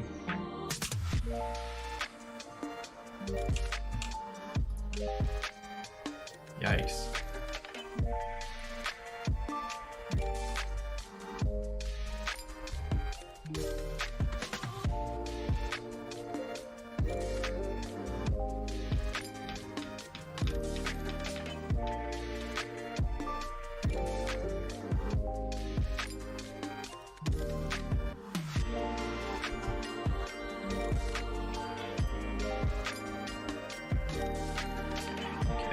Thankfully, I'm back here. That was really fast.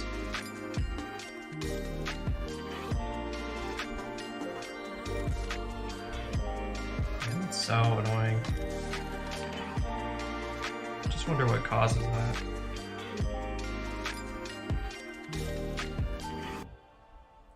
Can't believe.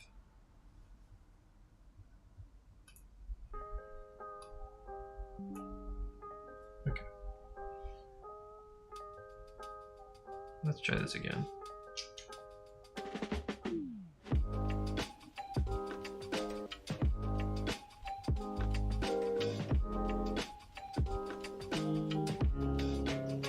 Cool. All right.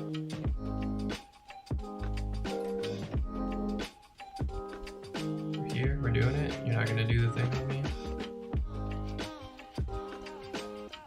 Okay.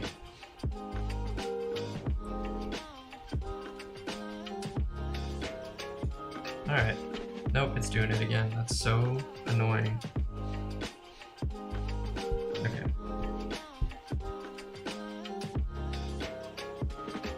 It's so weird. It's like my ability to use the touch controls just gets totally shut off. Which is the whole point of me using my tablet instead of my other art setup stuff I have. Wait. I can use swipe commands?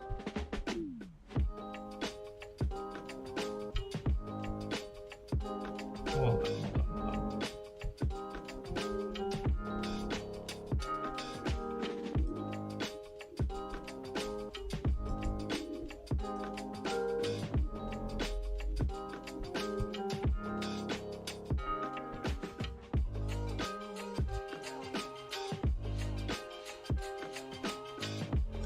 All of that.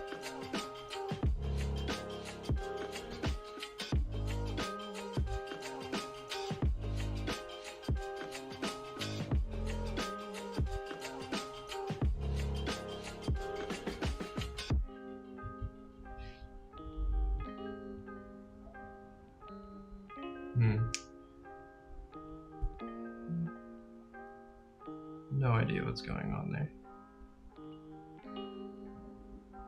Probably just work with it for a little bit. Zoomed out this level. Hopefully it just comes back on.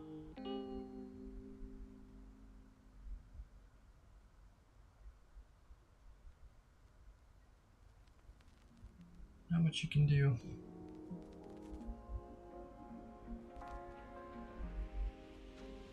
I think it has something to do with the screen share.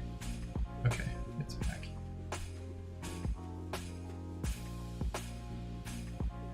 Yeah, it just freezes up like that. Like, what the fuck? Very annoying.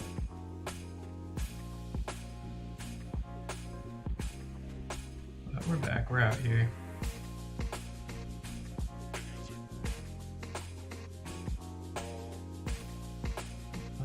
Did it again. It's so weird.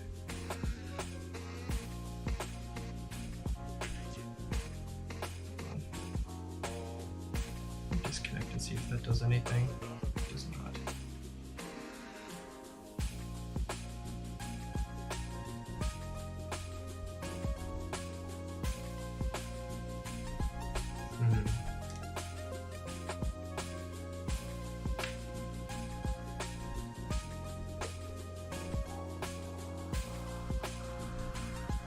So many technical difficulties today.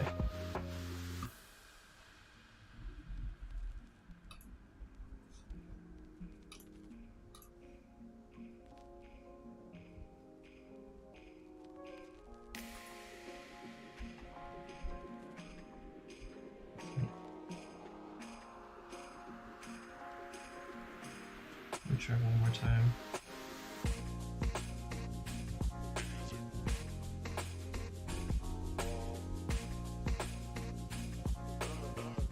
Just restarting again.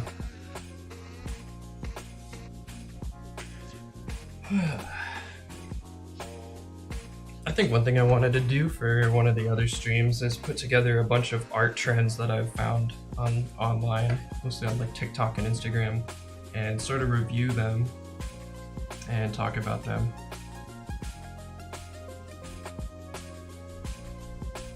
You guys, let me know if you guys would think that would be interesting.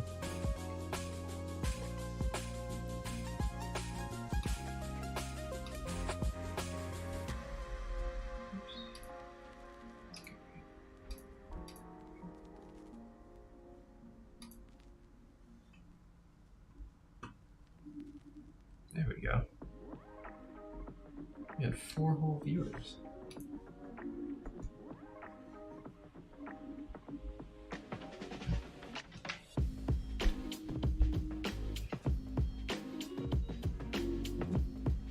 So I think what we're gonna do first is connect our smart view.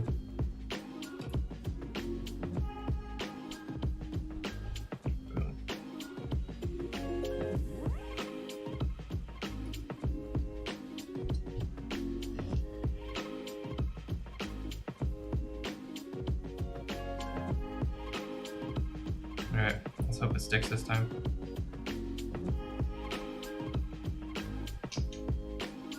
If it doesn't, you can watch me break my tablet on stream.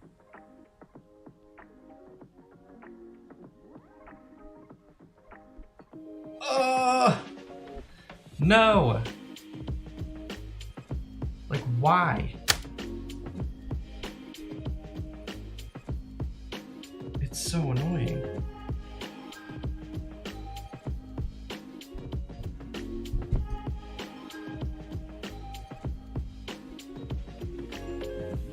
Like, what is happening?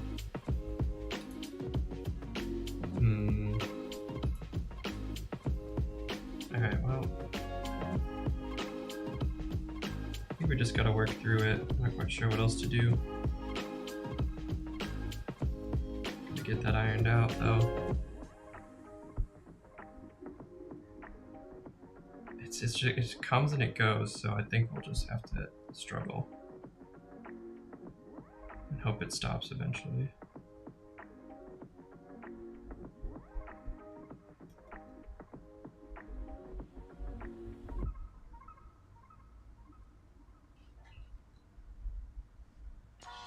Yikes, dude. Not fun.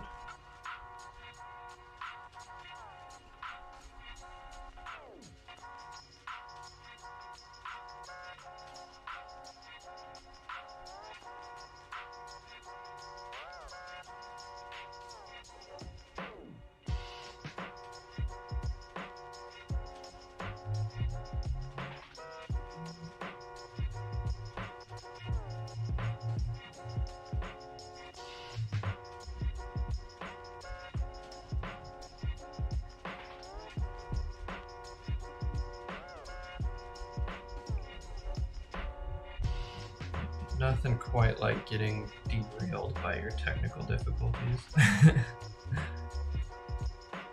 Like, what was I even talking about again? Who cares? Just keep trucking.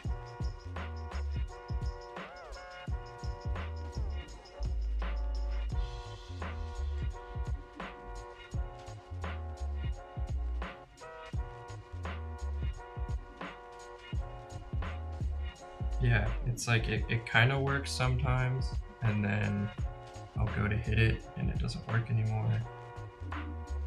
No idea.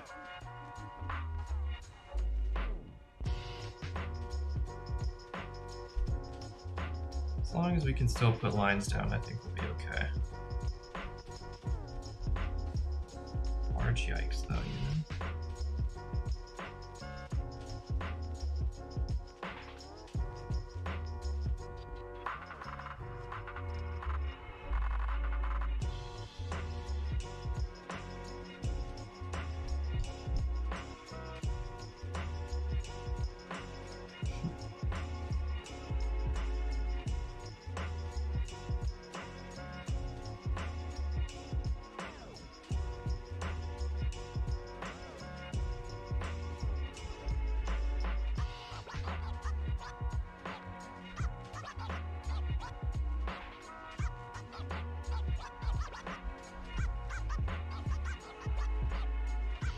I really like this song a lot.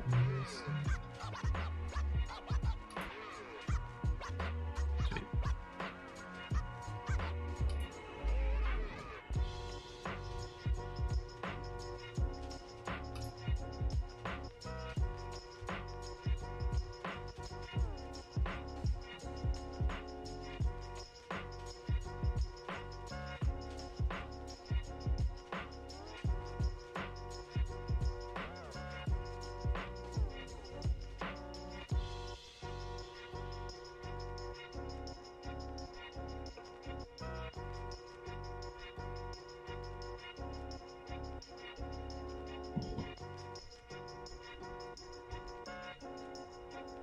Okay.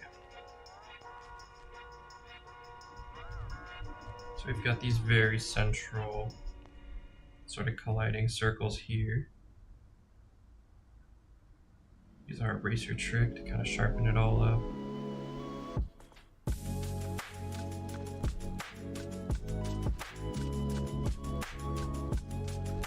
Add some more of those knobby textures as opposed to our pointy stuff. In and around this area. Oop.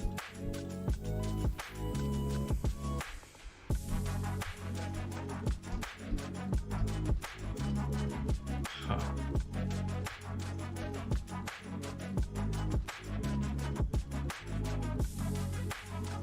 My tablet is like out of date or something. I wouldn't be surprised. There's something in the system that was making me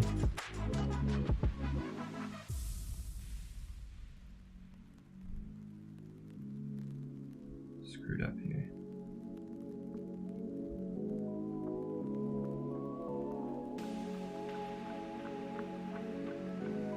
That a little smaller. Yeah, there we go.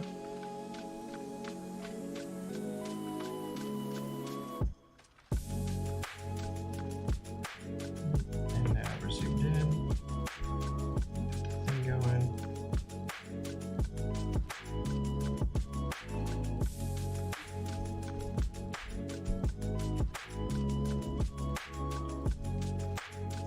Okay.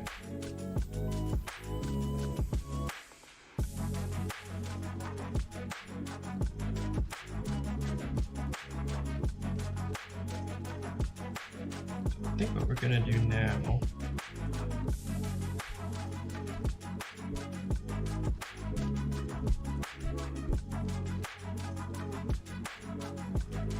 actually, we gotta go in and add a little bit more detail.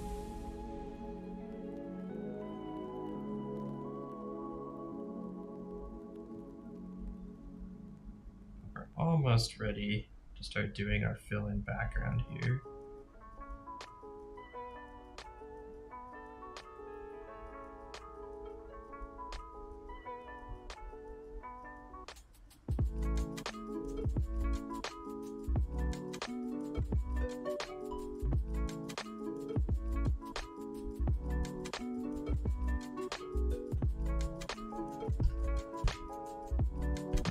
Locked up again. Alright, we'll just keep working on it.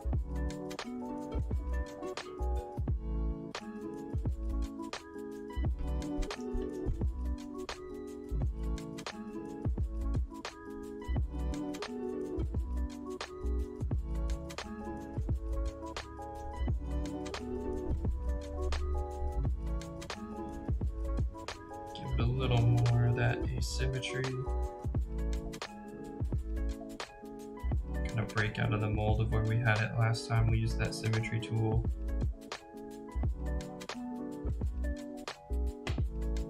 Yeah. Okay.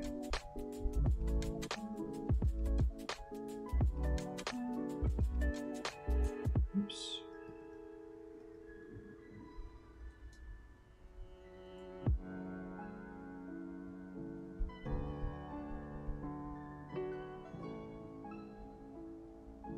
I want to get in here, just add some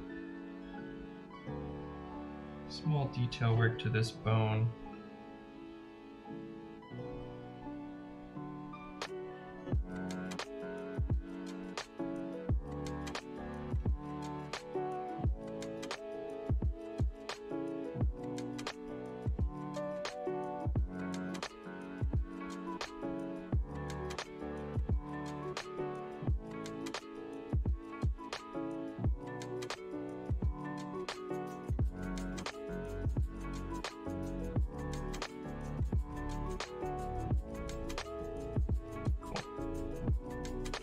Good.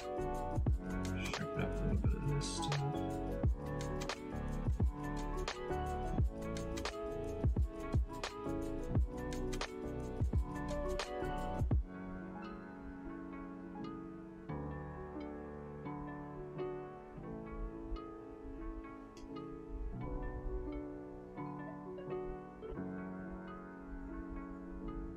Get locked up again.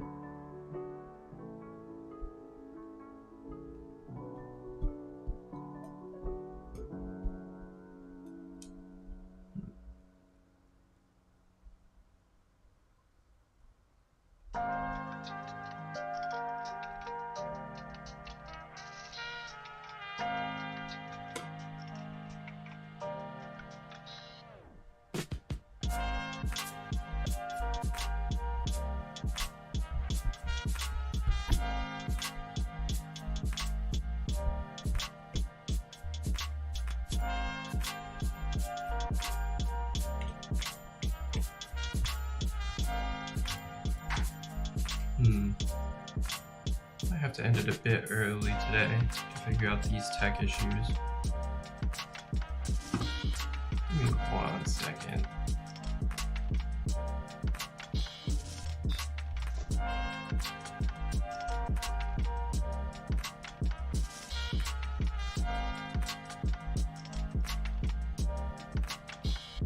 Let me just see if it's my screen here that's causing the issue. I don't think it is.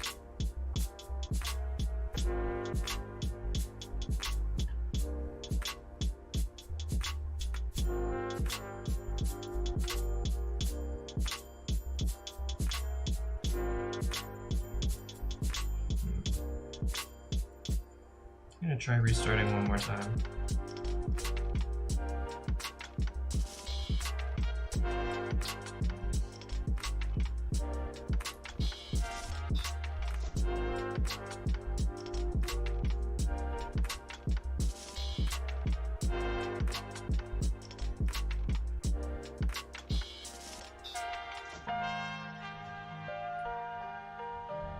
Do a full restart this time.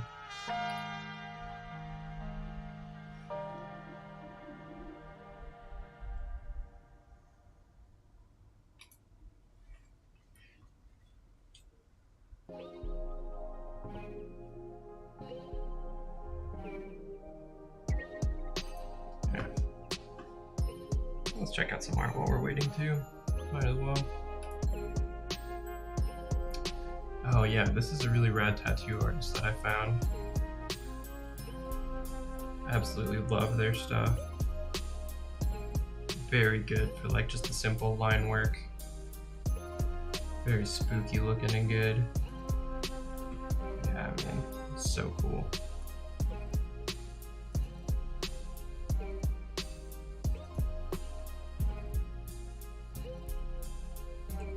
Big fan of like these little characters and everything. Okay.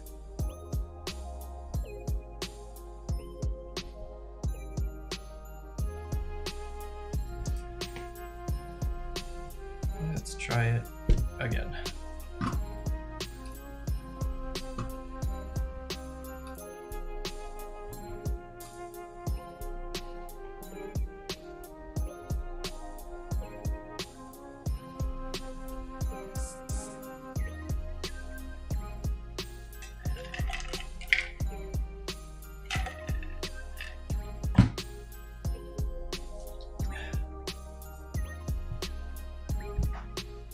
Alright, so far so good.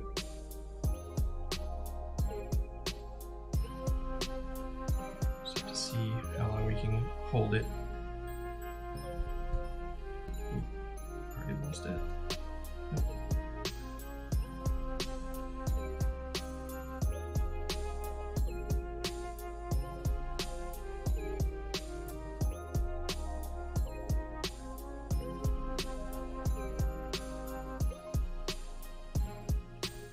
There it goes. Okay. We'll just work out here for a while. Probably finish up this portion and then call it good for today. A little bit of a shorter stream than usual, but can't do much when there's technical difficulties.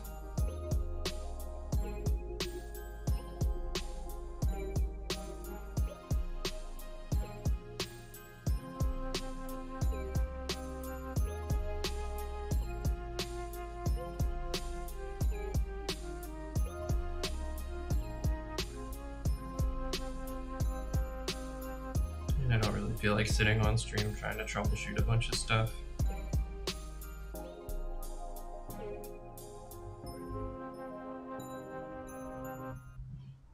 The likelihood of me doxing myself on accident as I rip through my tablet is probably high.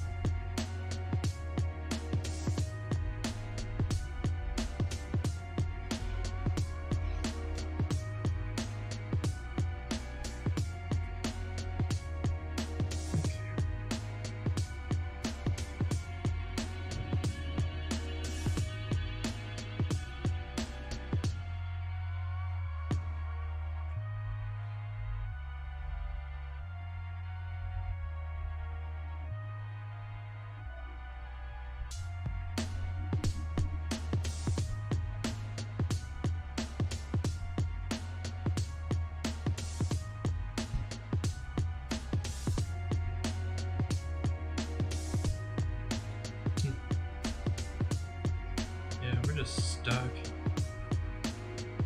Man, I've never had this issue happen like this before. Usually a quick restart usually fixed it, but there's something really bizarre going on with the tablet. Try closing everything.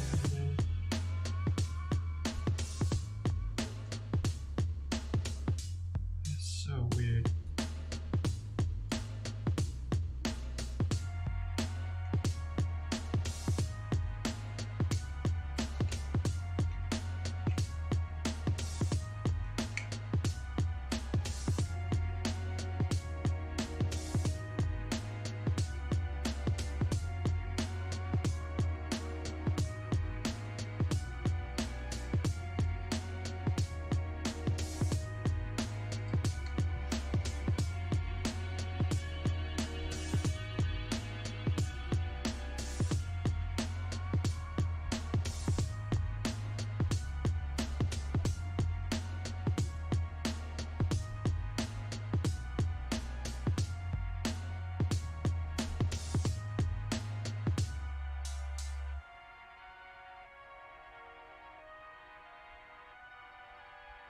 Sweet.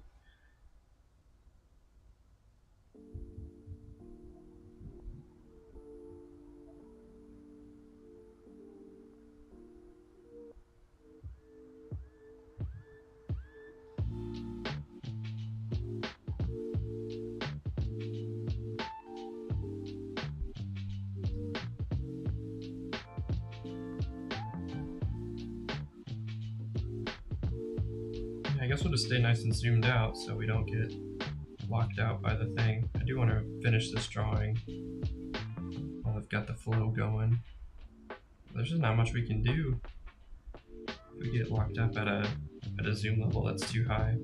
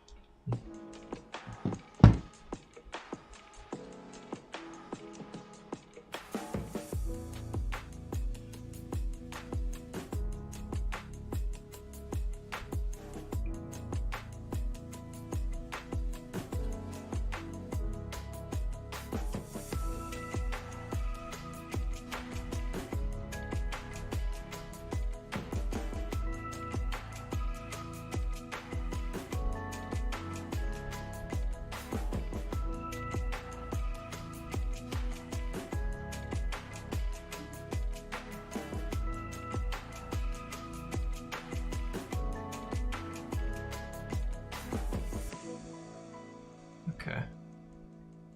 We're making it work. We're getting there.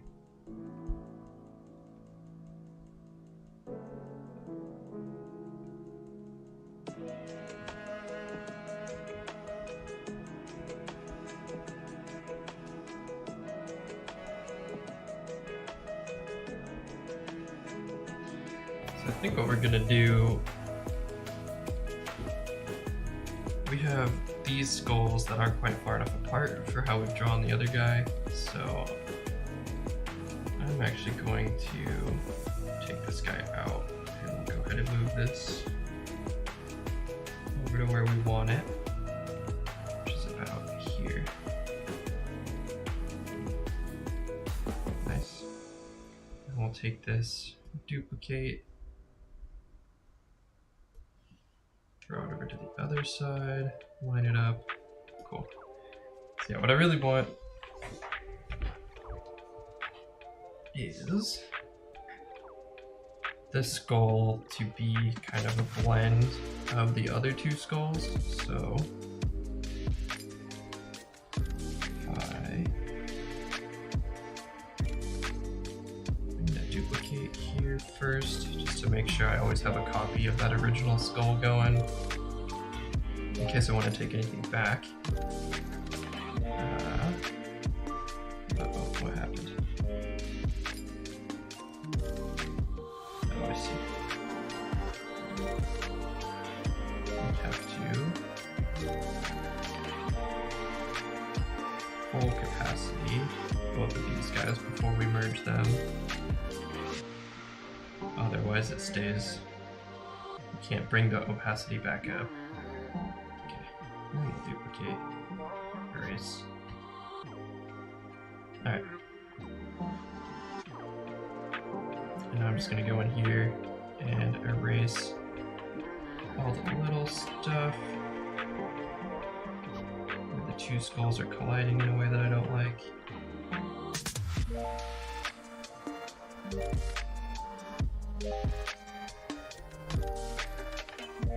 Take a look at what we got.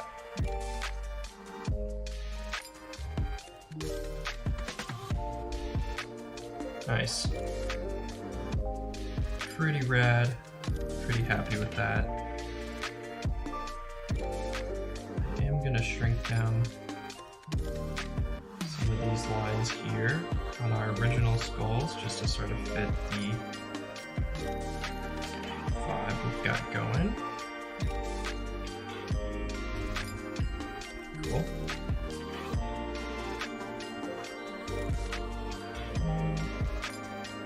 Yeah, we're pretty close to symmetrical too on these guys, which is pretty lucky for just sort of throwing it together like that.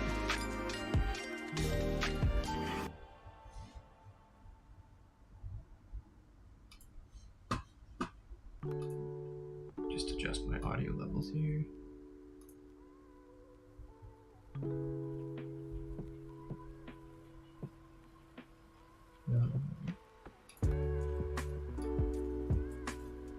Oh, I see.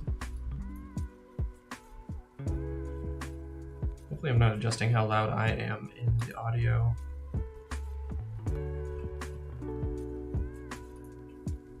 I don't think it should be. Pickup should be fine. Okay. Alright, now we've got a nice and confusing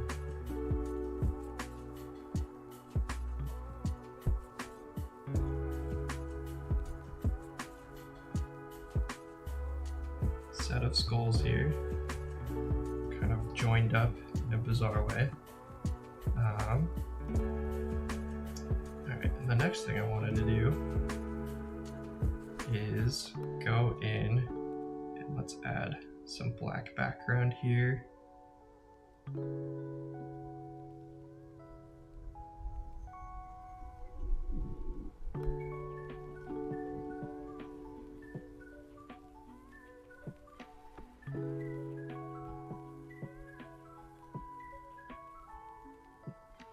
Have all this stuff kind of stand out.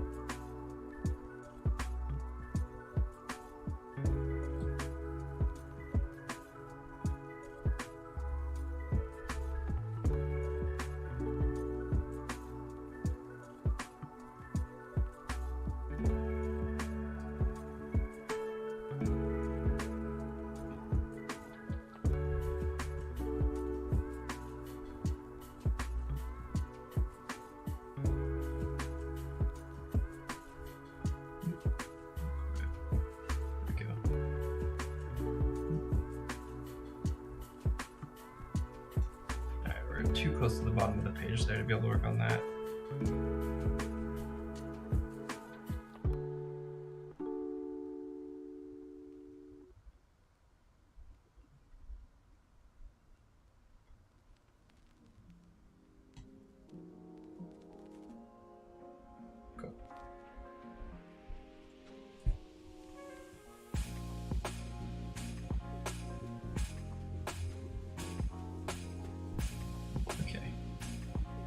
Go big, turn this opacity down a bit.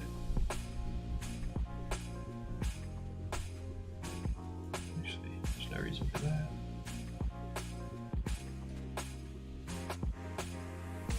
A little smaller. I just basically want to fill in roughly all the gaps that we've got in our sort of tryptophobic background here.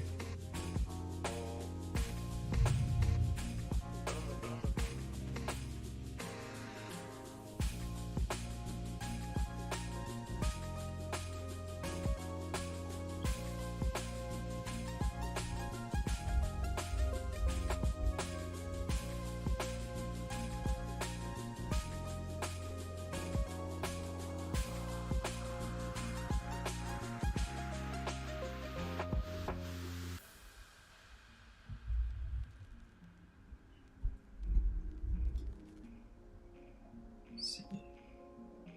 Nice.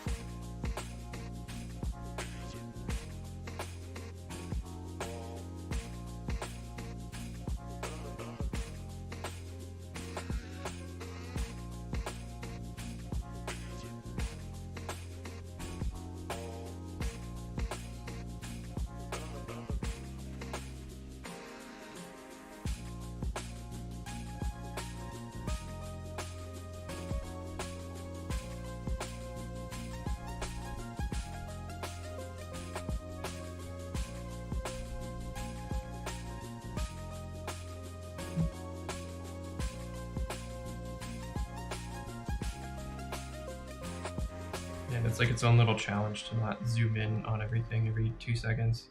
It's probably good practice though. Okay, let's turn this up.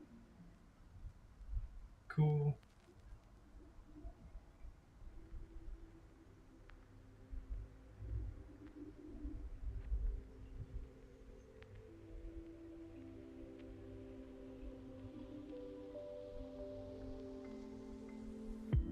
My idea to have kind of like this beam coming up might not be what we go with.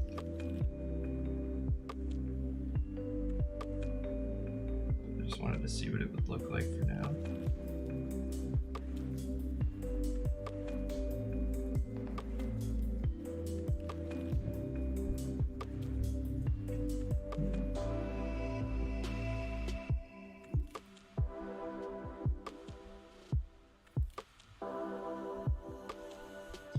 It's not bad. I don't hate it. Probably be something different later.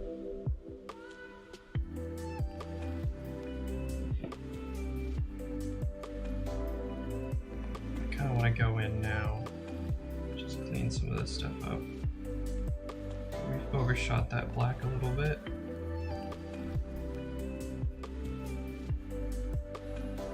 Make sure we're keeping all our pointies nice and pointy. It can be easy to round stuff off when you're filling in like that.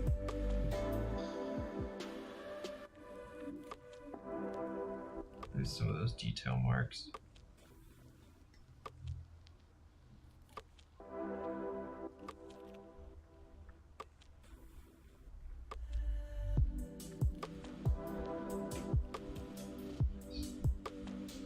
Alright, we're getting there. We're making it work.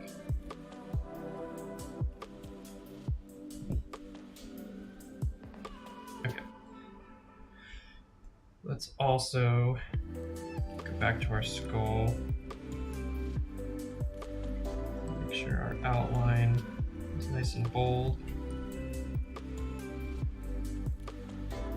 so we don't lose that definition of our center skull. It's all the little detail work we're doing. Kind of a tug of war you have to play between your line working, or as you make more your detailed lines thicker, you want to make sure that your exaggerated lines keep up so that your eyes don't get lost in the piece. You can't figure out what anything is.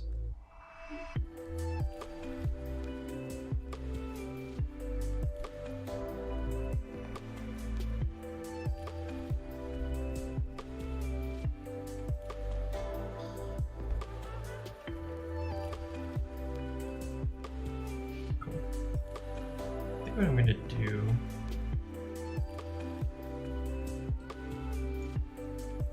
is take my eraser tool and start shaping this line work.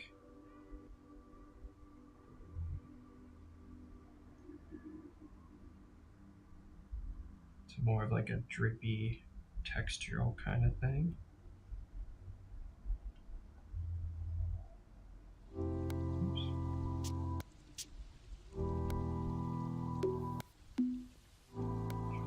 Like oblong oval shape going. Unlike before where we have these circles kind of colliding into each other, we want to kind of limit that here. Going for a different look.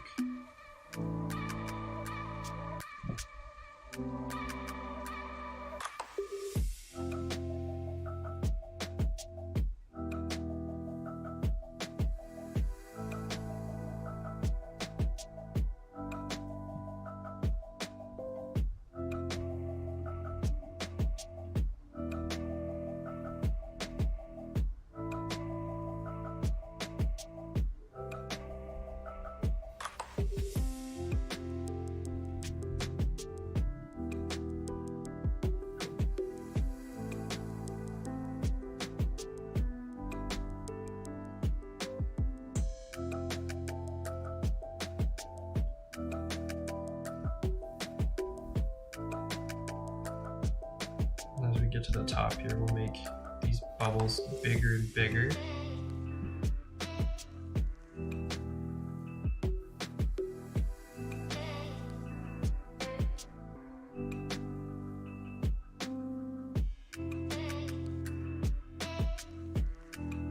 The spaces between them smaller and smaller.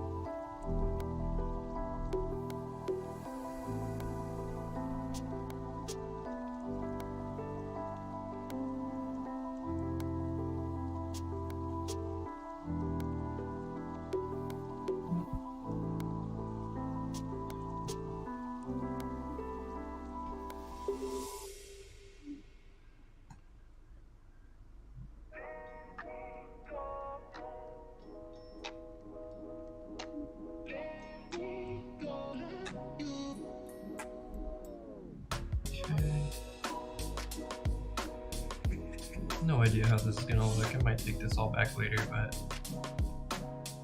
just sort of having fun with the lines here.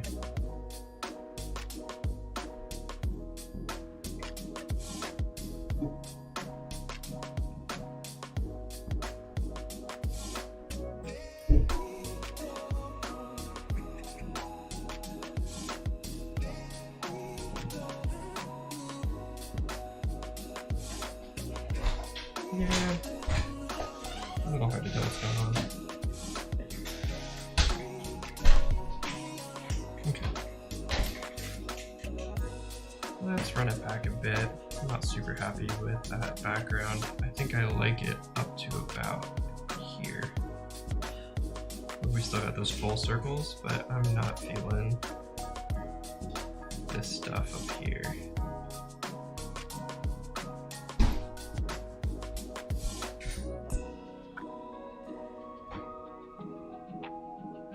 so far that looks good. And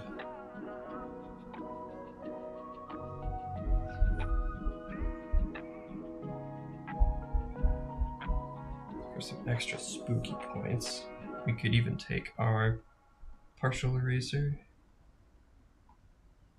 go back in and add some of these little pupil things to our little gaps.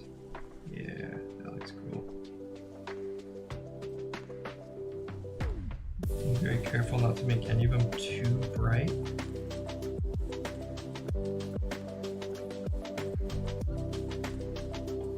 Kind of like the idea of having them of different sizes.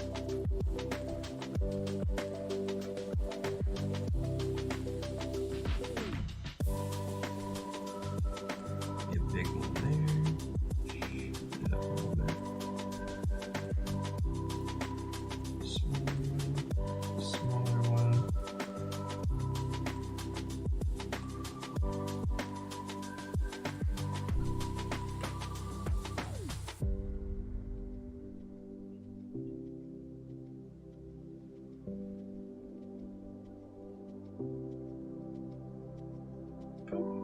Cool. Nice.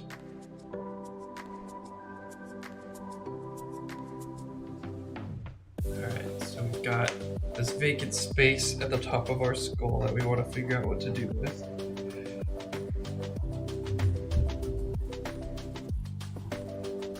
Let's think.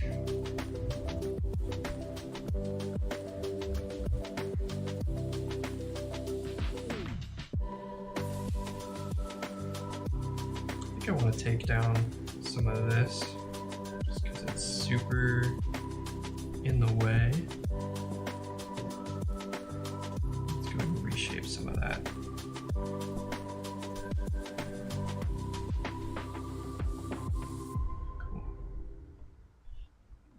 Cool.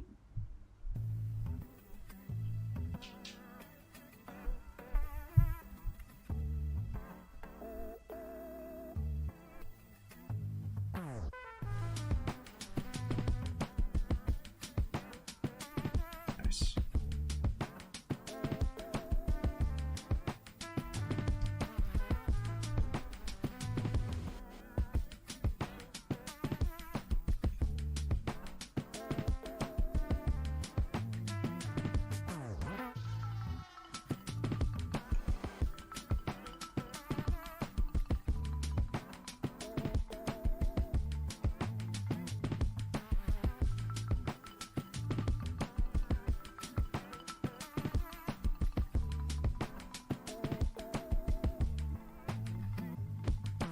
Okay. Connect it up here. Get a little boulder on this outside line. We're just trucking away here, doing what we can. Not sure I'll be able to finish up this piece without being able to zoom in and out, but we're just gonna see how far we can get.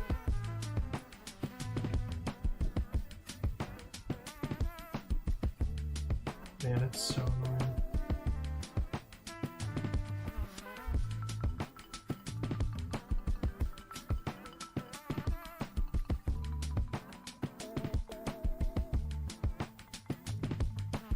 Okay, more copy.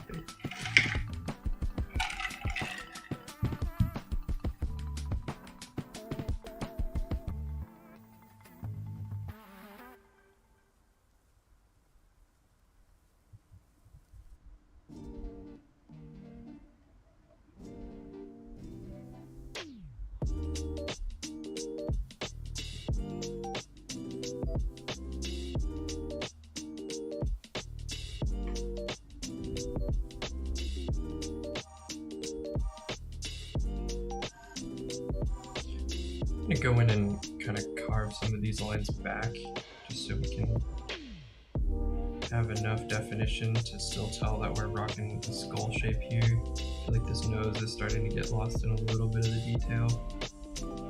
I'm just gonna come in with my full eraser here.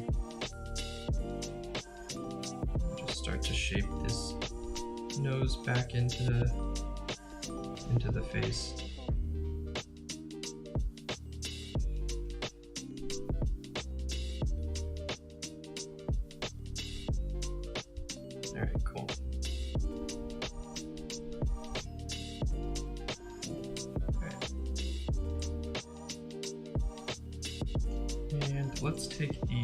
shading lines. Just stretch them all the way back until we get nice, even kind of line work gradient from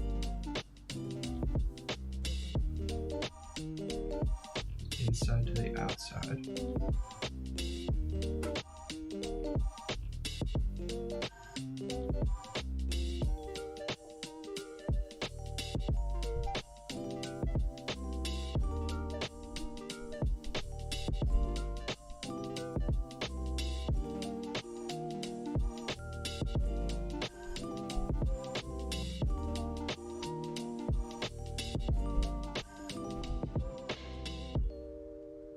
Cool.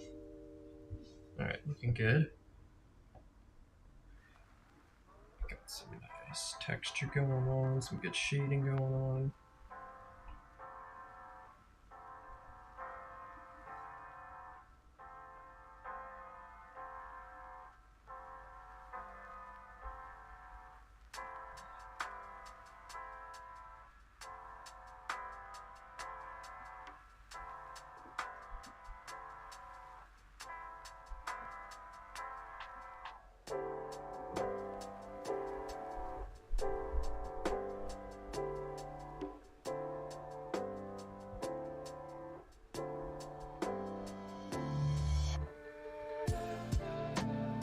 Alright, let's go ahead and merge this all together.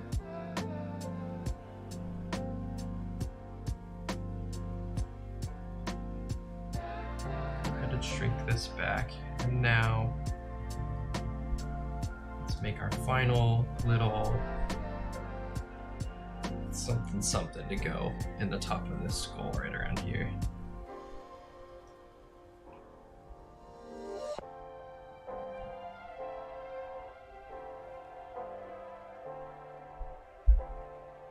First thing I'm thinking, let's use our nifty little symmetry tool.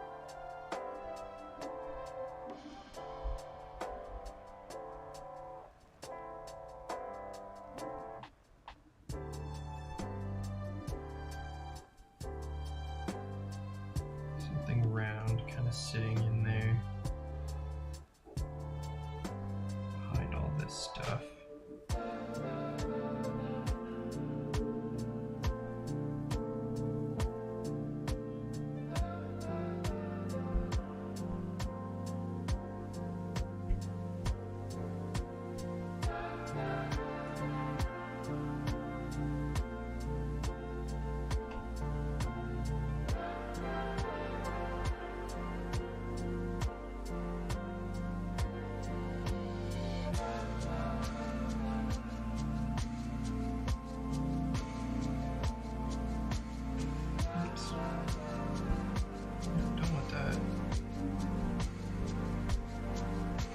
See if I can get my touches unlocked with just messing with the stylus settings, but I don't think that's gonna work. Okay.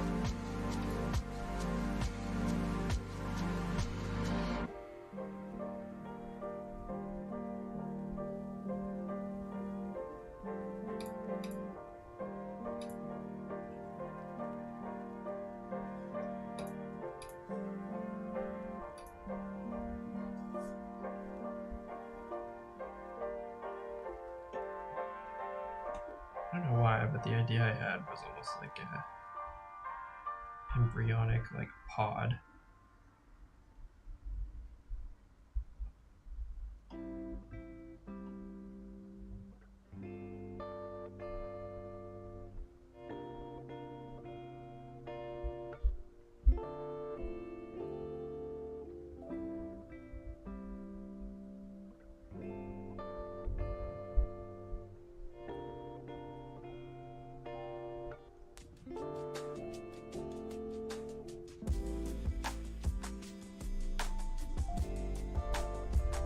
Something small and creepy.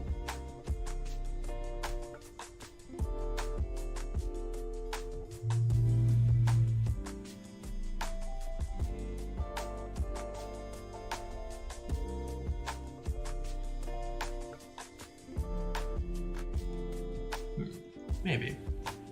I'll keep that in mind. I think I want to experiment with some other stuff though.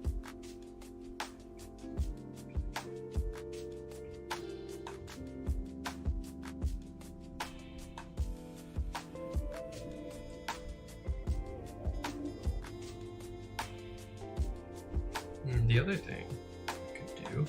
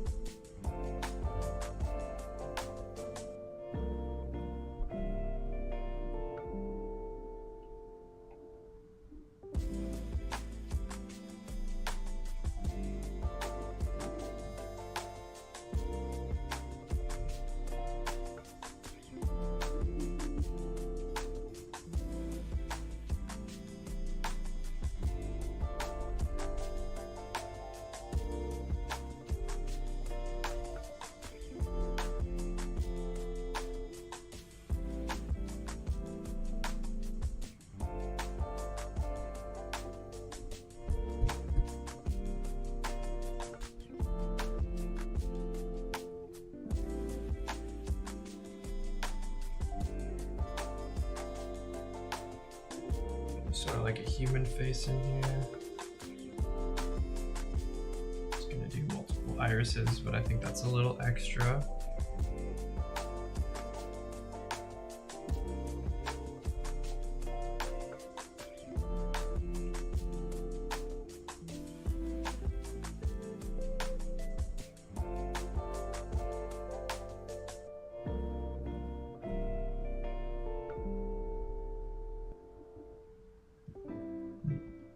Nah, not quite feeling that either.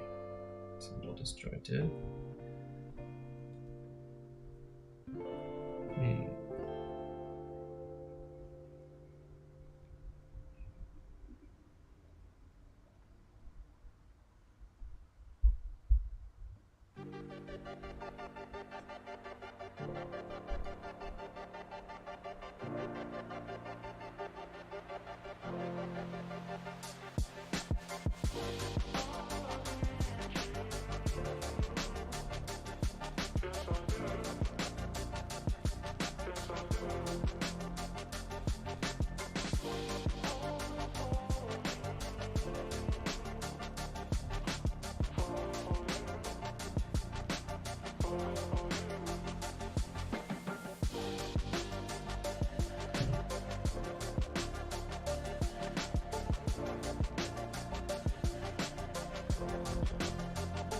I think I like the idea though of having maybe some basic pattern work.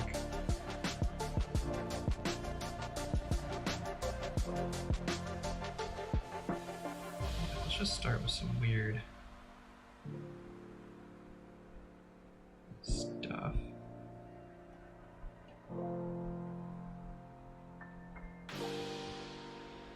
Let's see what we get.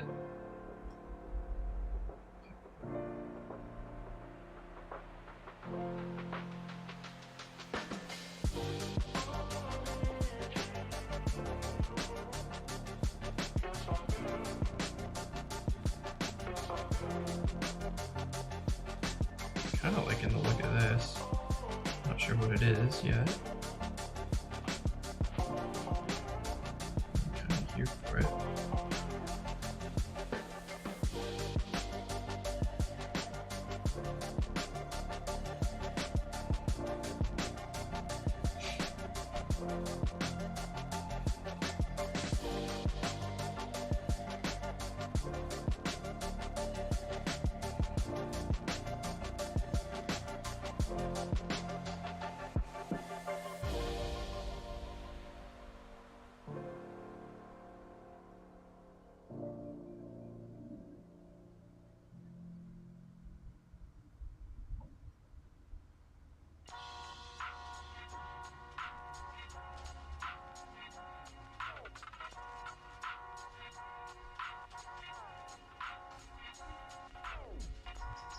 Just totally freeballing it right now. Not quite sure what we're doing, but Something's happening.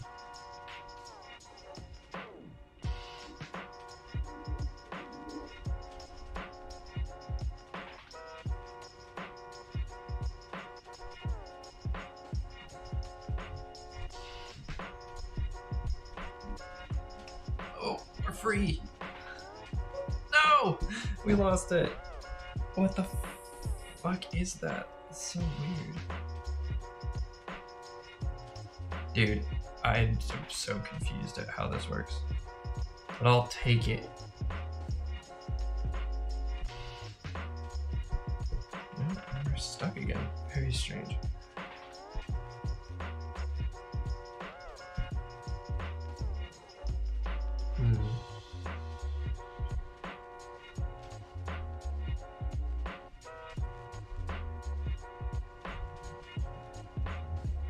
Don't think I need the nose.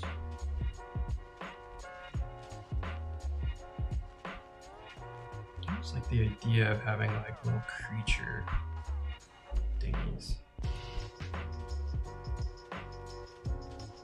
sticking up.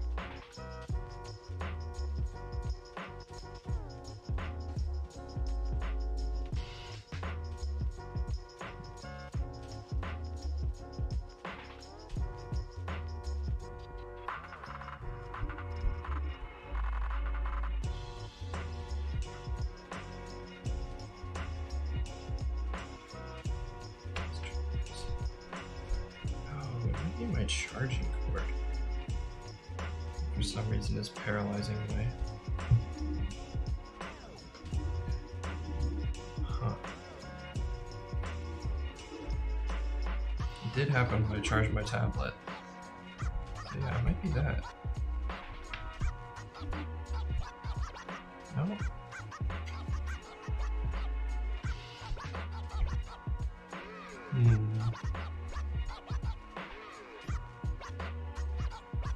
The mystery continues.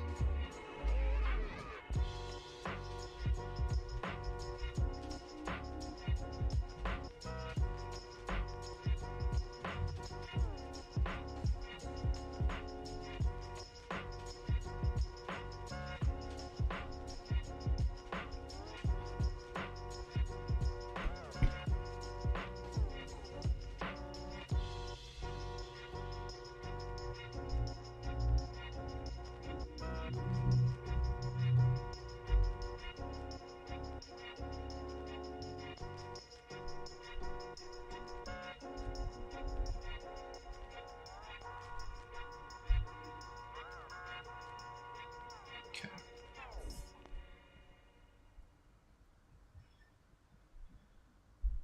All right.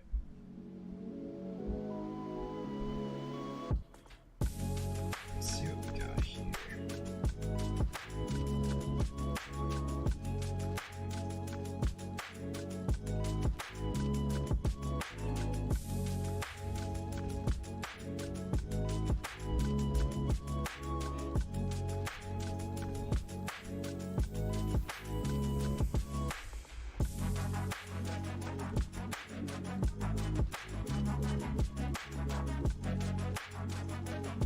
Funky. I don't know if I like this. I'm gonna keep this in mind. I'm gonna try one more thing.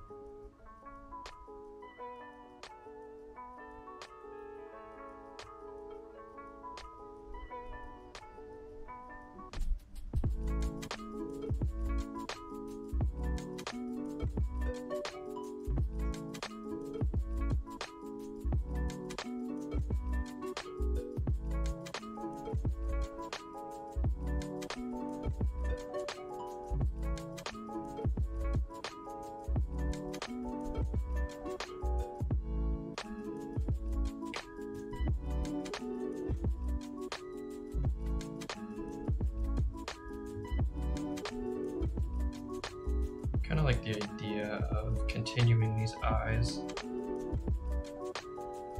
We've got them going down below, just having them float upwards.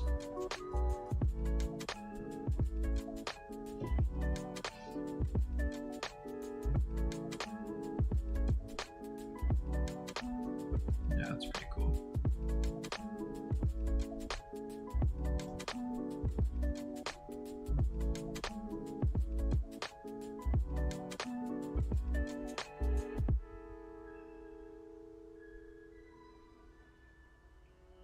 Could even add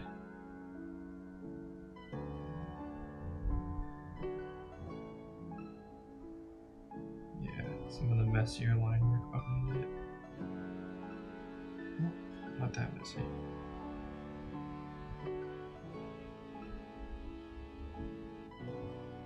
Just kind of give a little bit of extra texture to the eyeballs there.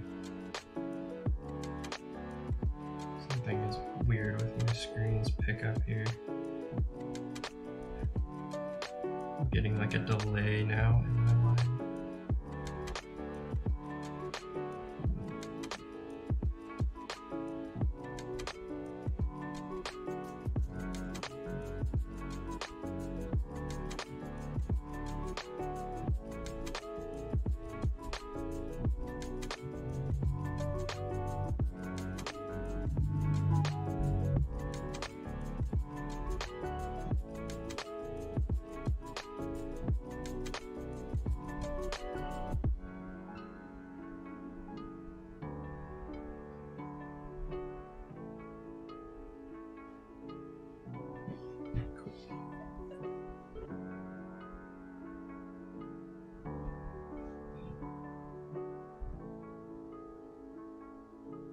Even connect them a little bit, maybe. There's some little strands kind of connecting them together.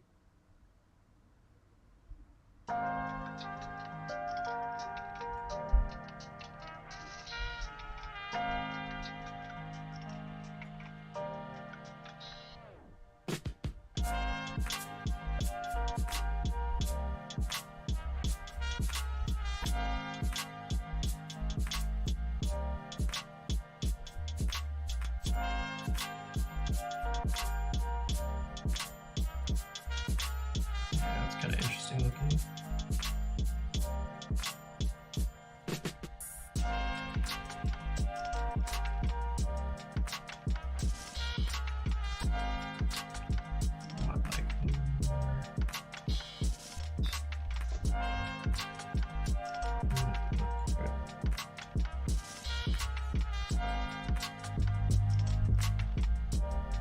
Maybe like here? Yeah. Trying to get these little circles connected in a way that's not super linear. Yeah, that's cool.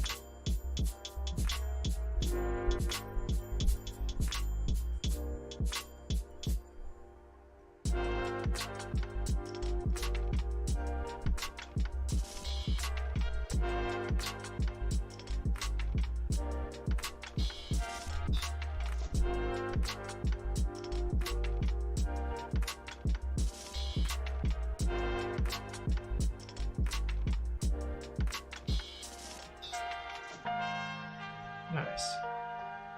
Alright, I'm here for this. I think this is the background we want. We'll let the color kind of do the rest to help differentiate all our pieces we got going on here. Let's do a quick color. Why don't we?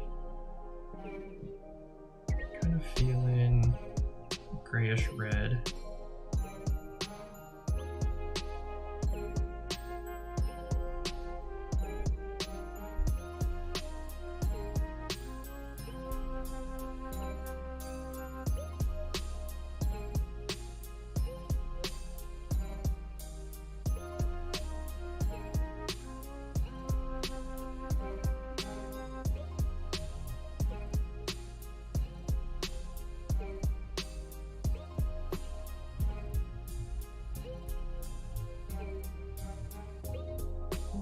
color usage is going to be important to kind of help portray whatever you want to be doing. So in this case, we're going to be using kind of muted colors as to where normally I'd use really bright, shiny colors. I'm going to keep these nice and chill.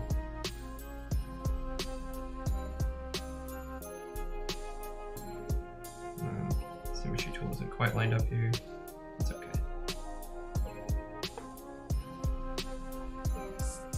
I'm going to turn it off.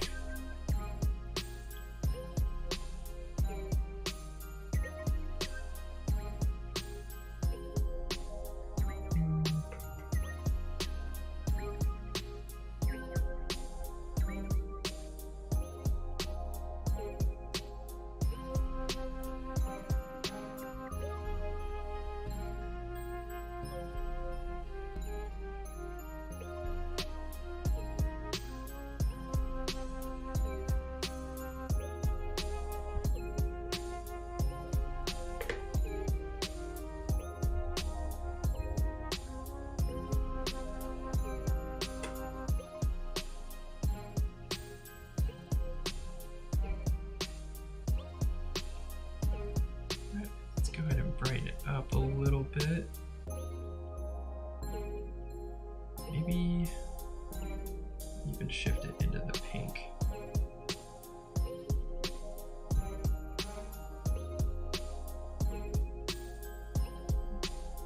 We'll use our airbrush tool here. Let's go with like a highlight color.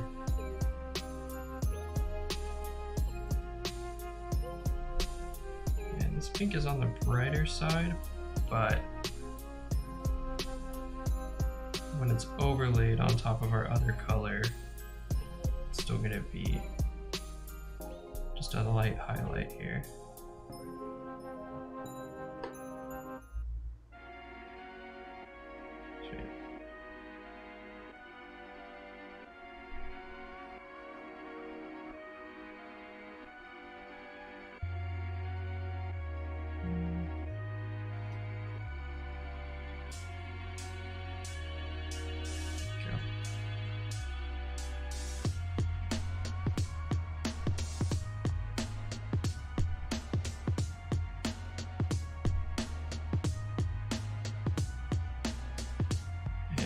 Grab a purple, make it nice and dark.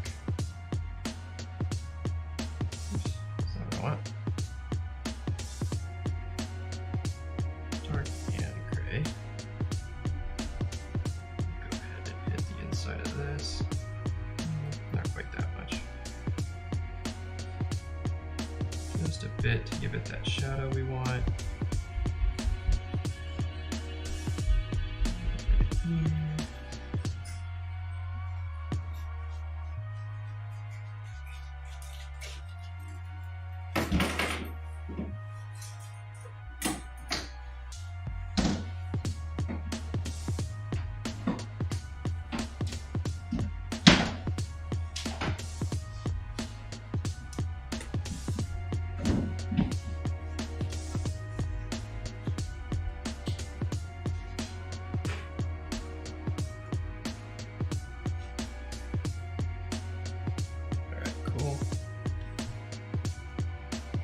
My blender tool and just sort of blend these. It's kind of a harsh pink line that I want to get rid of. There we go.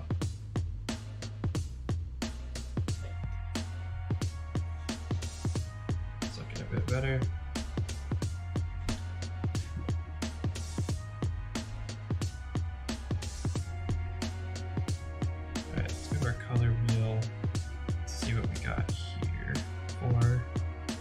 Complementary. So green is our complementary color. I think I want to go more in the orangish spectrum. Maybe even slightly yellow.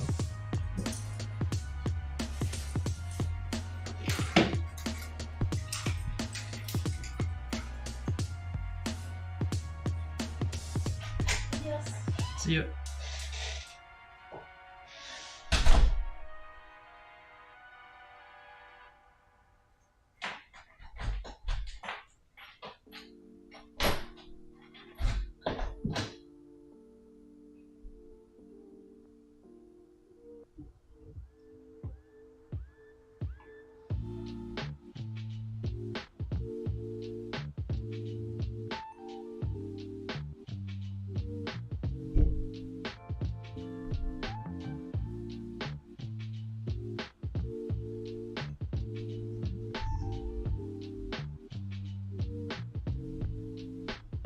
airbrush tool, use that to kind of blend it into our red.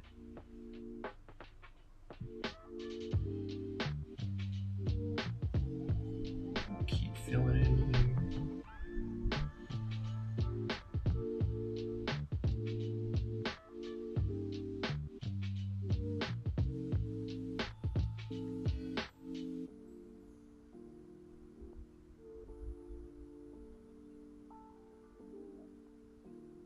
Got this tannish color I'm really liking.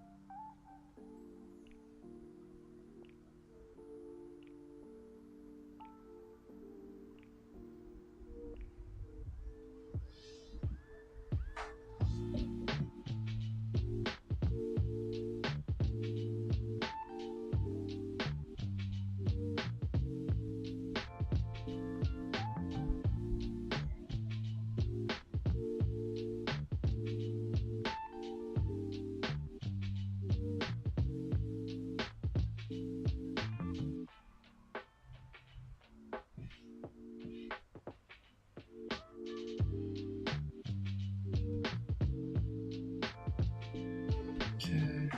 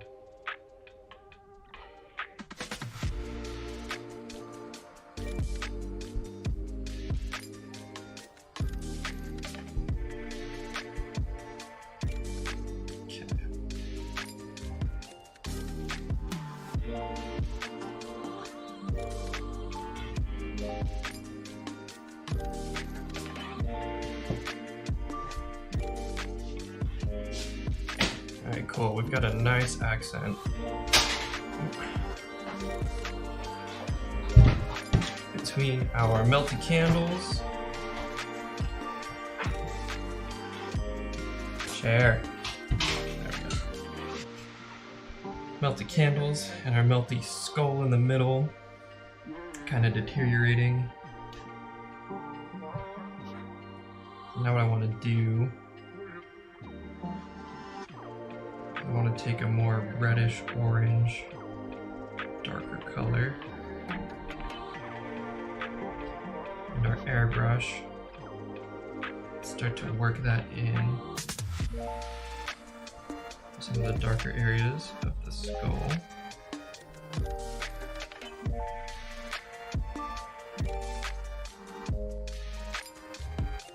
Start to give it a little bit more texture here.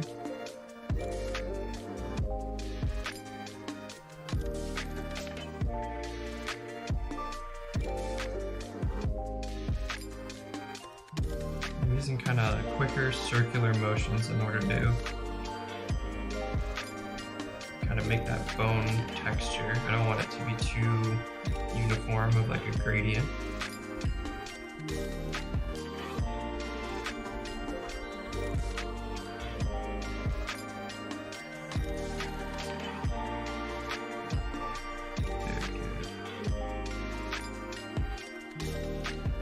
Down here we'll go pretty heavy with it.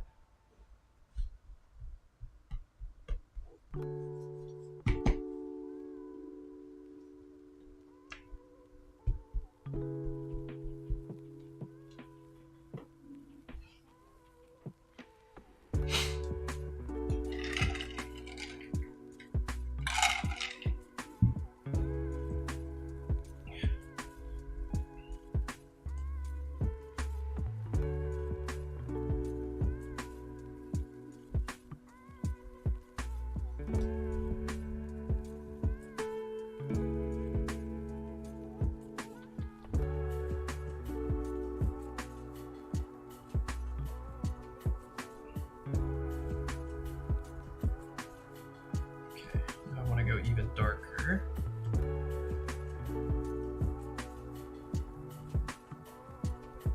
That's slightly better. There we go. Oh, oops.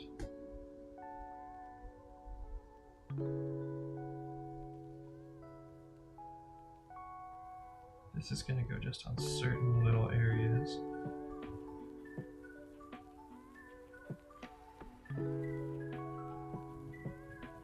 Just on the very outside.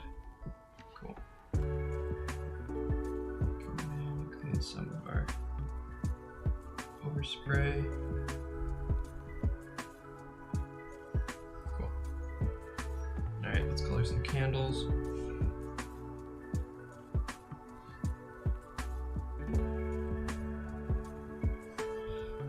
For the candles, I want very light green, almost yellow color.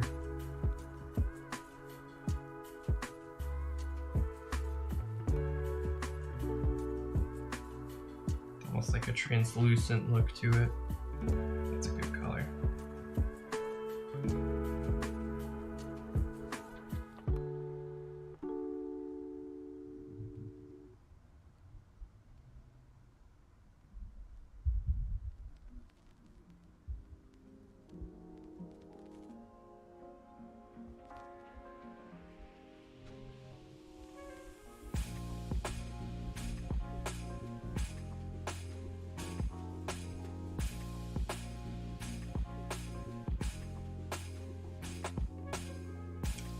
Do this on a layer up so that I can erase it easy.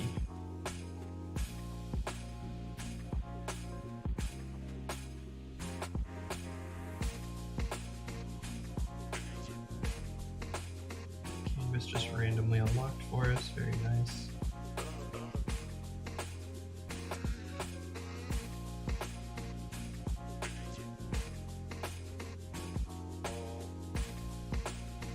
We're just kind of chunking in the colors nice and messy for now.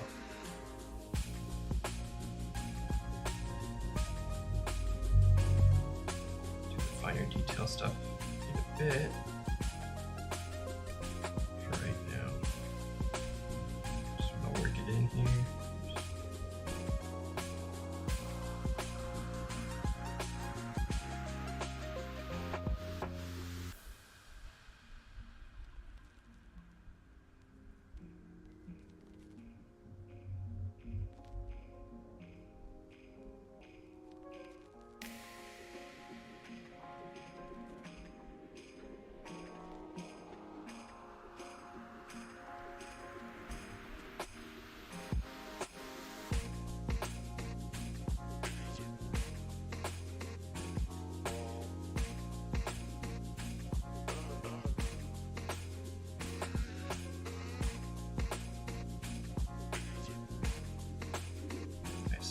And this wax color is pretty similar to our center skull color, which does help a little bit.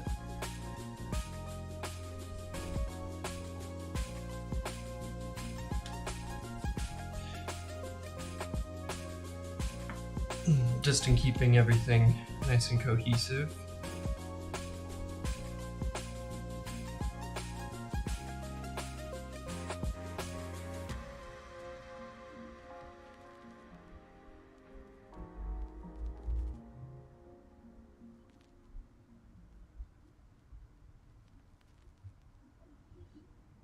Oops.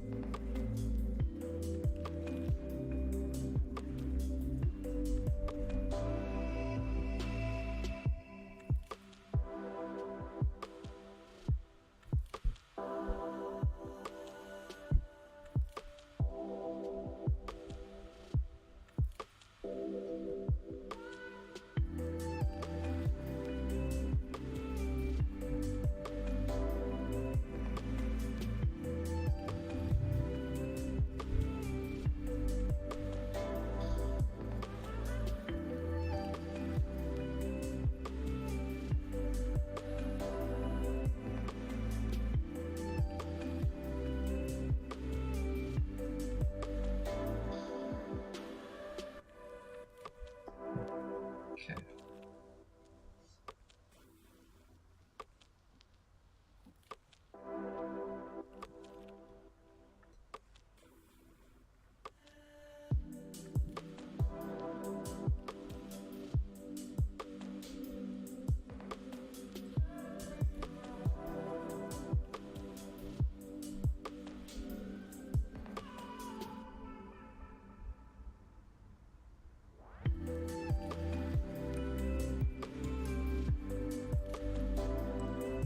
We're about ready to do the candles.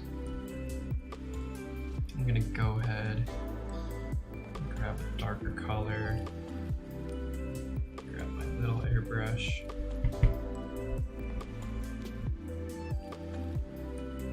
and I'm just gonna go in some of the gaps of the candles, sort of between the drip marks, and just start to add a little bit of value.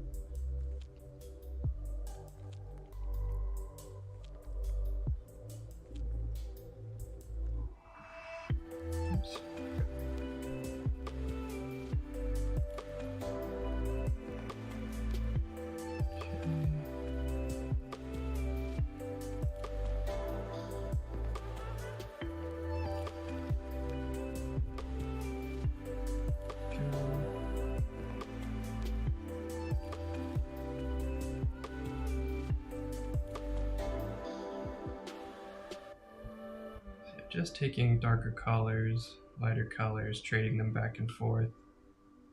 Start to build up some of that value.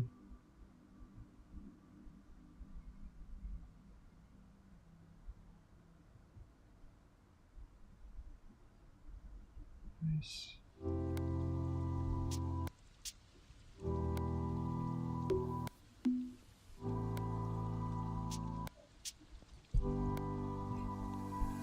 Okay.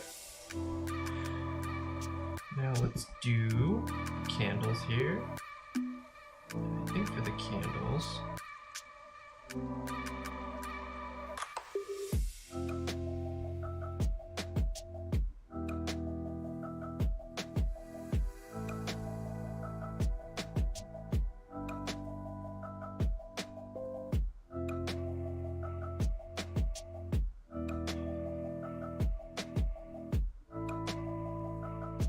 we'll go for a red.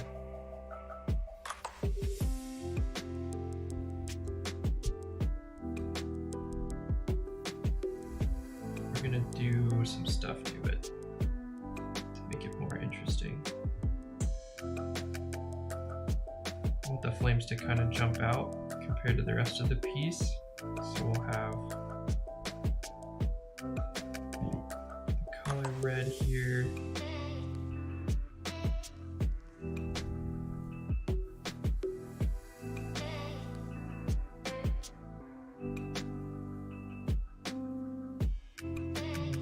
outside my lines on purpose a little bit. Let's see why.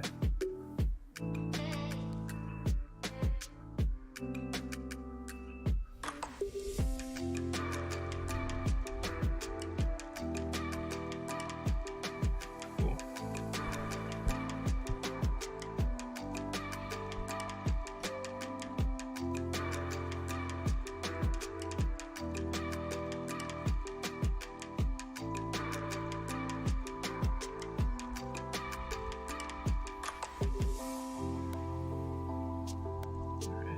Some of this back.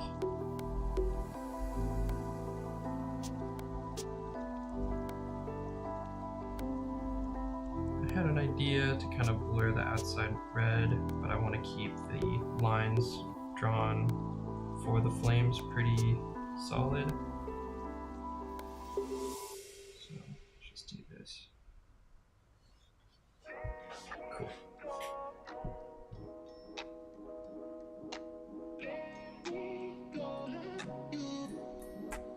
Now what I'm gonna do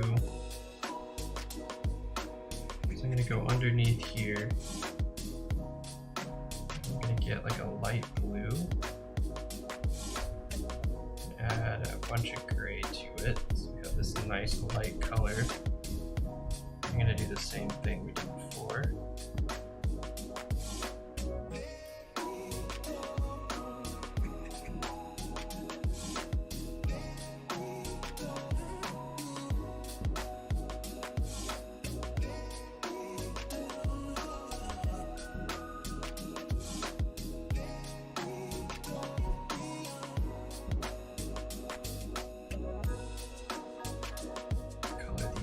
Then.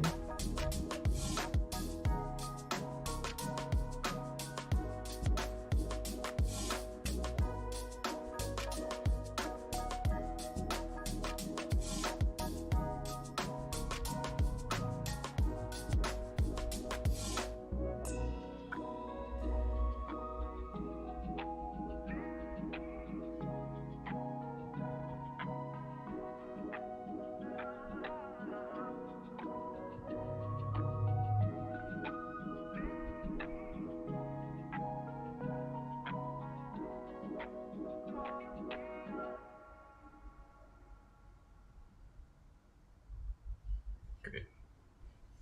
Okay, then we'll get this back up, switch to this layer, take our partial eraser tool, go along the edge here, a little smaller. Use this to kind of give those flames some interesting shape.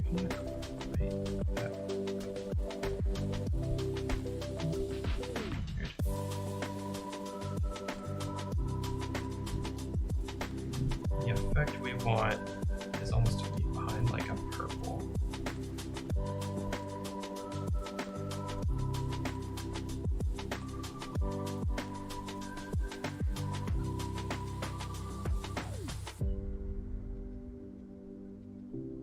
Yeah.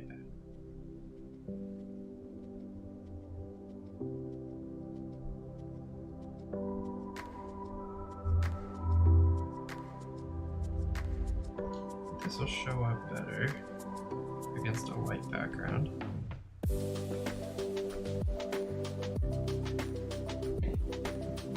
That's not quite the look I was going for. So let's back it up here. And maybe go from the inside. Yeah, that's a little better.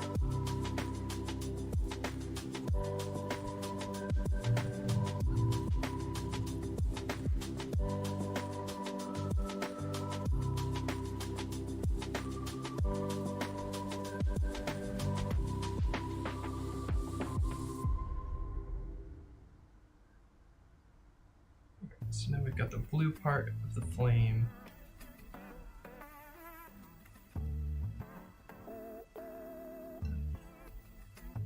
Oh, weird. Our blue never got filled in here.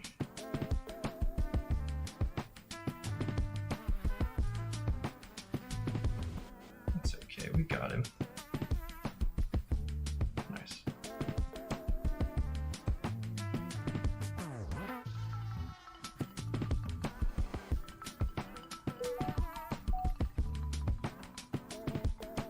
Someone liked my TikTok. Very good.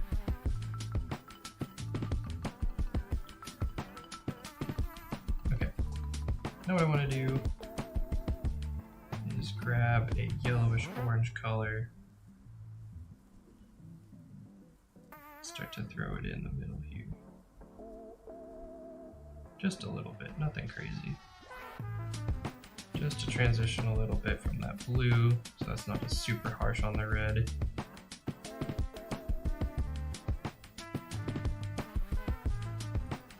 Got a weird look going today. I'm liking it, but kind of outside my normal zone of drawing stuff.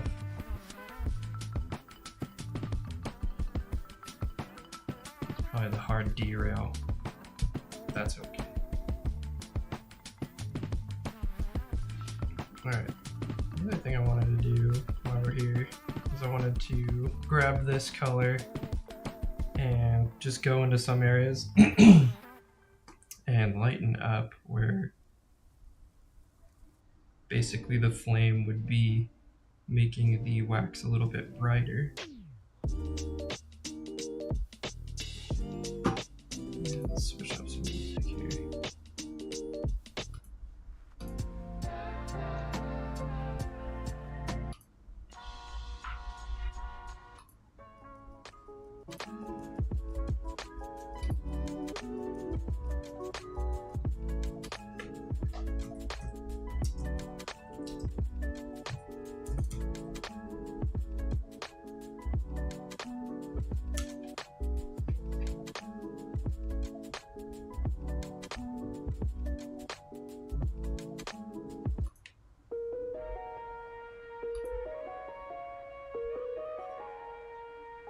Cool, that'll work.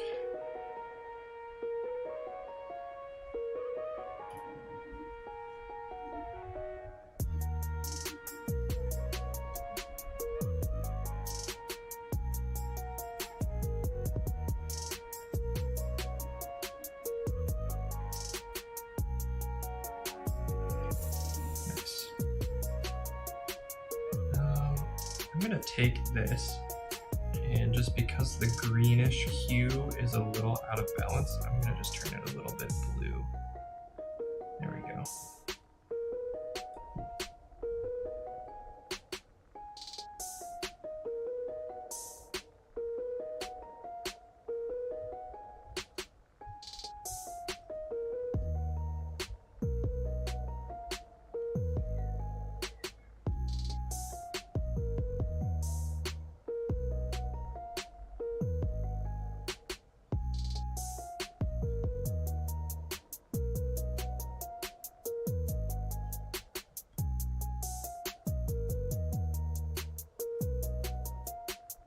Nice.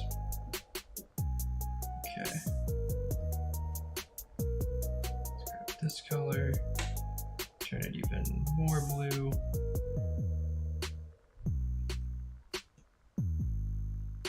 We'll get in here.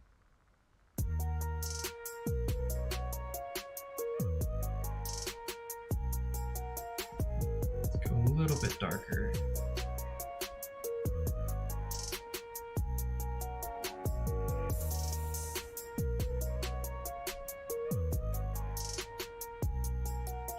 Quickly running through everything, giving it a little more tone.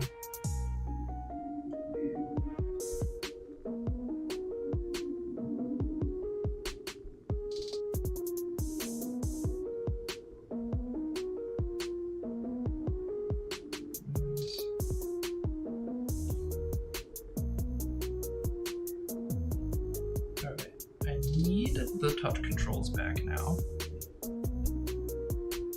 Doesn't look like I'm gonna get it.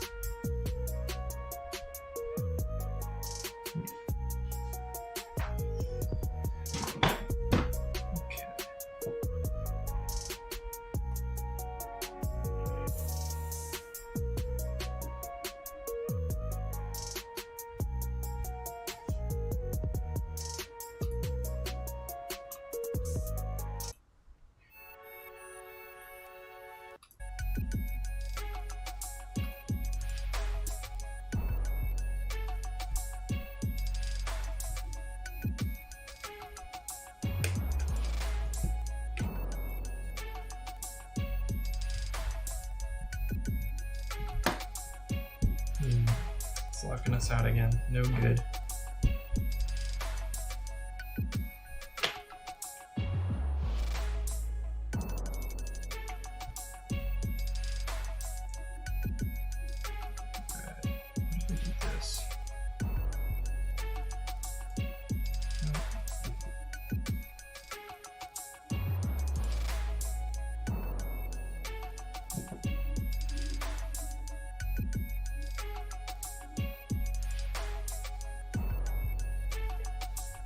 Alright, I'm gonna try restarting one more time.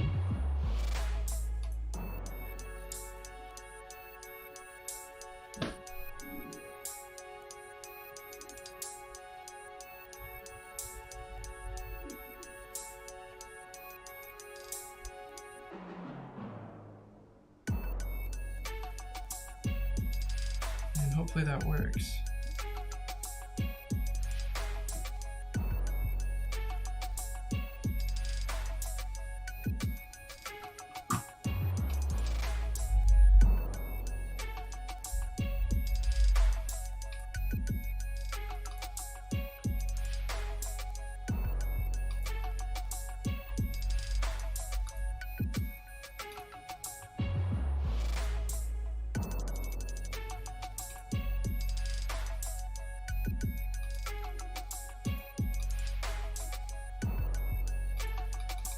Weird.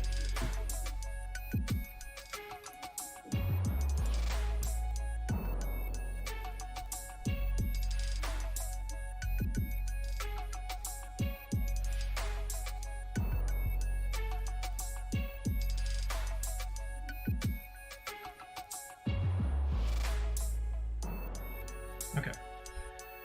Let's do the thing.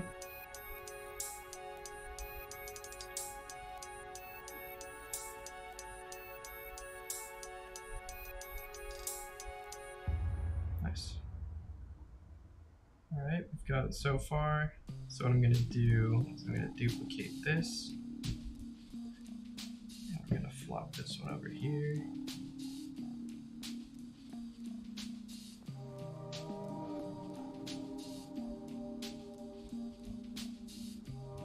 Nice.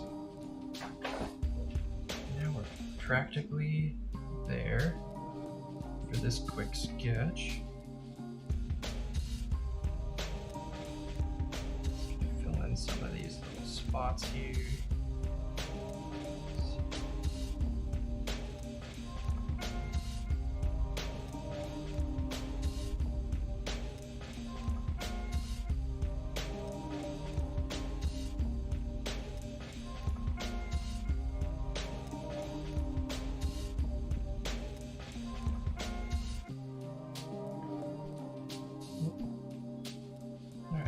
Seems to be okay. It's kind of cutting in and out again, but better than it was last time.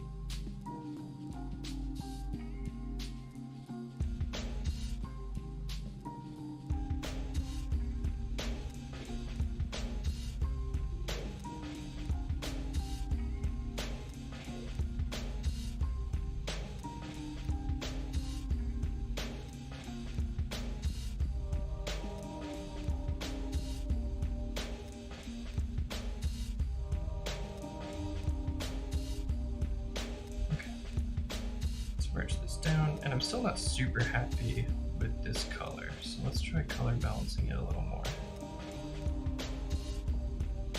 Yeah, that's pretty cool. That looks good. Let's take this and do the same.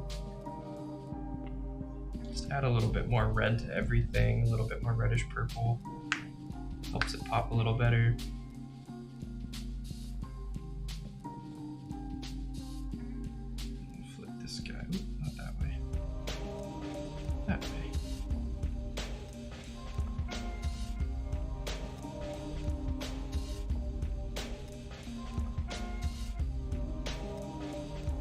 That blue sticking out there, so I'm going to do it again. Over here. Nice. Let's merge all this stuff together.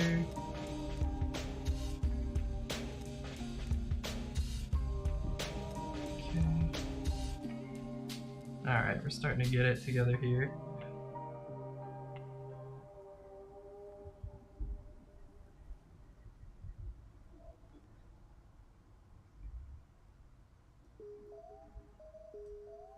Now I think the next thing to do, first be, let's brighten all this stuff up from our background, which is gray. Just go in with an eraser tool, just hit all this stuff, make it pop.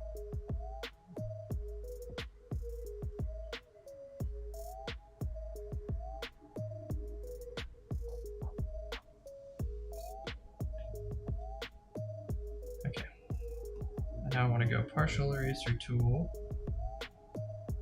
to here, we'll do our little eyes again.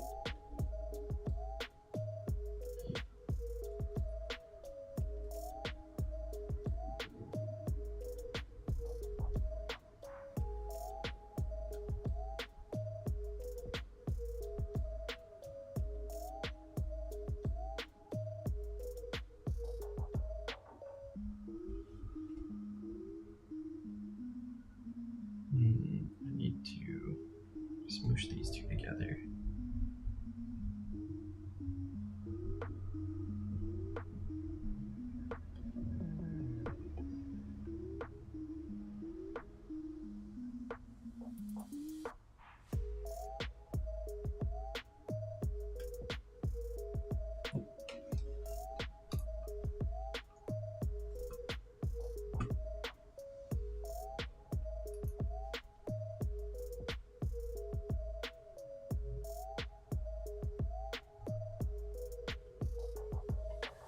Alright.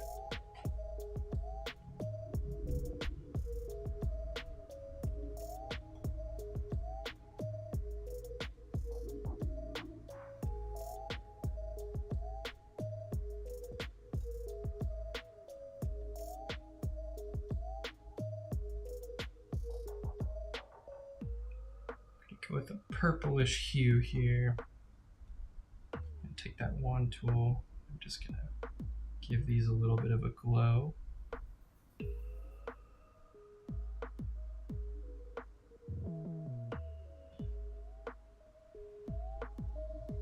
Come here.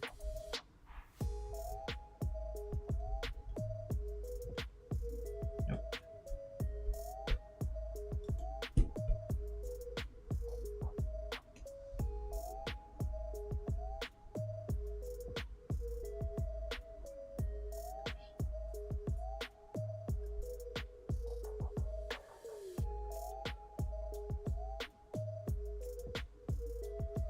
Sweet. Let's go to our background again. Just make sure that all these have white behind them instead of that gray. All right, cool.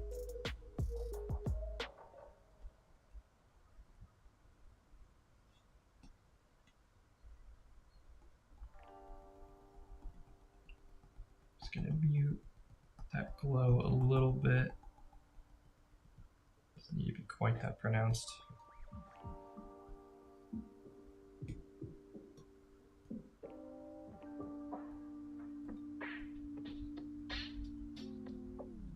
Alright, now let's work on our background.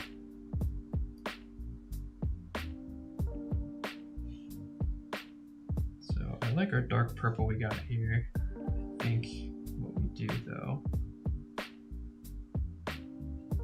crank this up. And we make this virtually black with just a little bit of purple in it. We'll take that symmetry tool.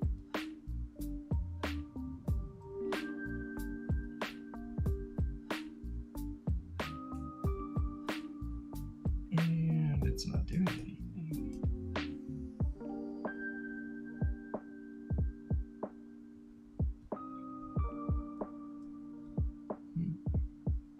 Okay, I guess we can just, oh, it's because it's at a, I know why. There we go.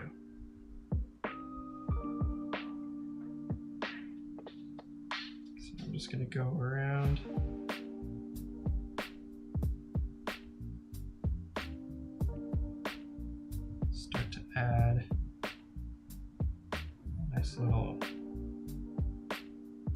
shadow ring. Take our partial eraser, work some of that back. Kind of play tug of war until it feels right.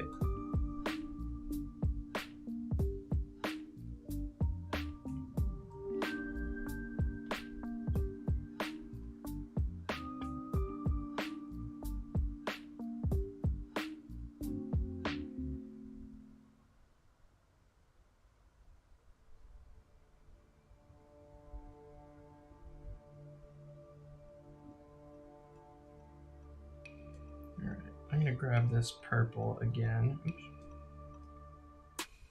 I'm gonna go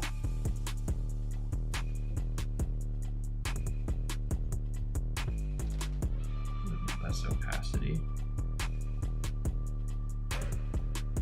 I'm gonna float a little bit of an outline here. Even less opacity though. Just a very subtle outline.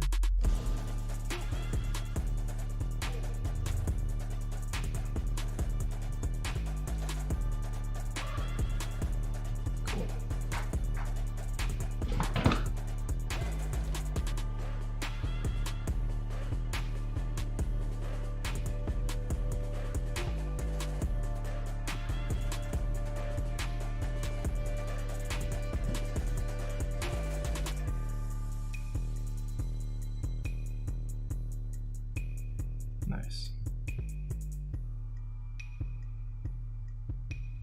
All right, and I think we're just about done here for today. This isn't anything super crazy, but it's been fun just kind of doodling. Had some technical difficulties, but that's all good. I think we were able to work around it pretty good.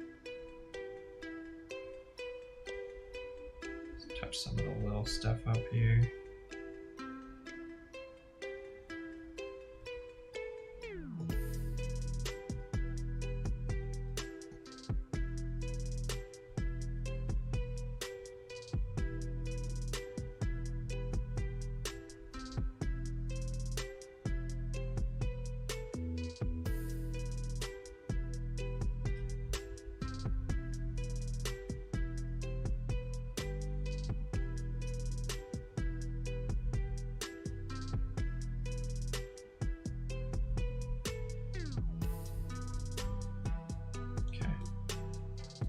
One of the last things I kind of want to do, just to throw this whole thing together,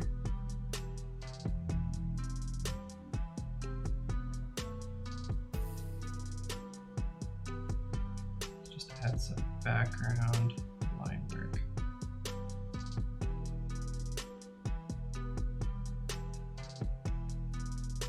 Similar to how we finished last week's piece.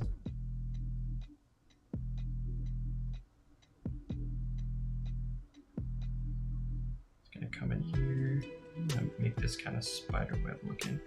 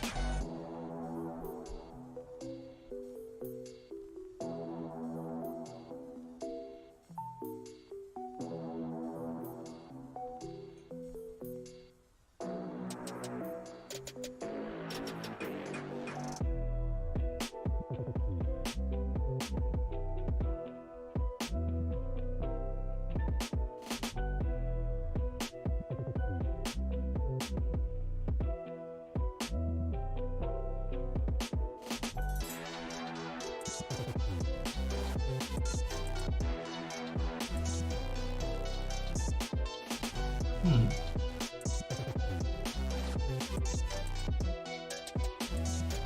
we're not totally in the center.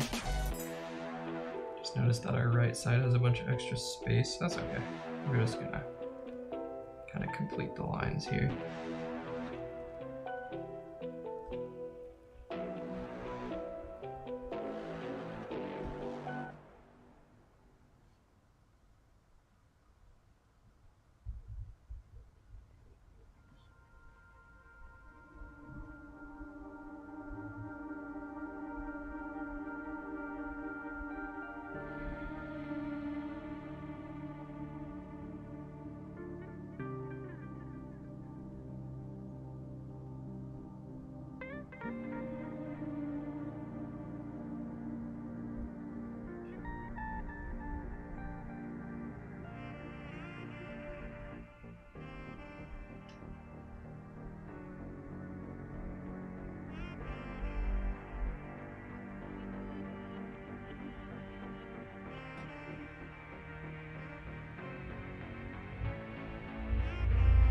Cool. Just a little bit of background detail. I'll throw this all together.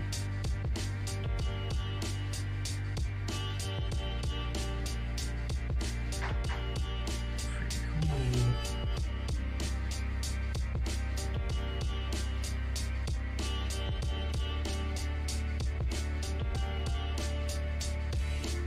Man, we're having a weird one today. Been an adventure. Technical difficulties to my tablet, or I guess for my tablet. It's been a rough one, but we're here, we're doing it.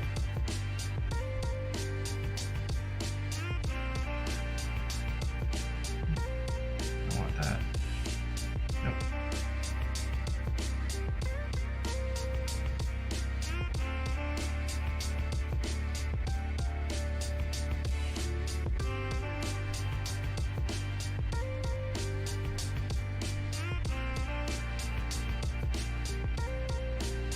Alright.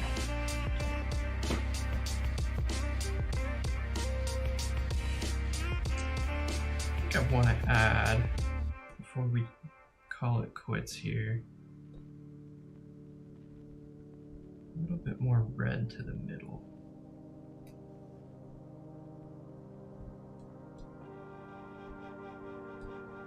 Yeah. Nope, not black. I want red.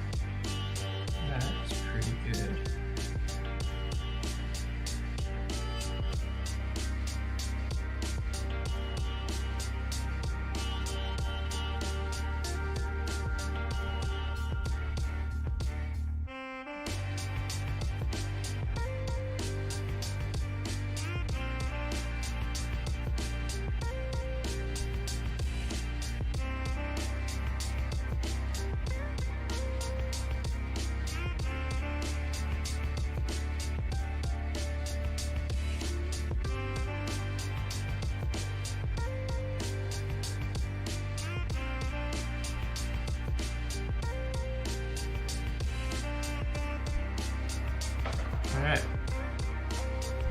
Let's give it a sign and probably call it good. You can kind of keep hacking away at this forever. If I do post it, it'll probably be a little bit different, just because I think there's still lots to do if I wanted to do it, but I'm running out of time for today. Let's give it the old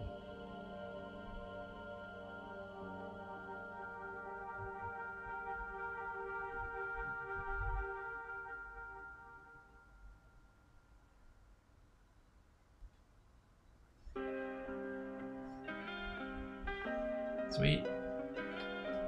Alright, we got some spooky candle skull things. Hopefully you guys learned some stuff about the line work used to make things look interesting and creepy all at the same time.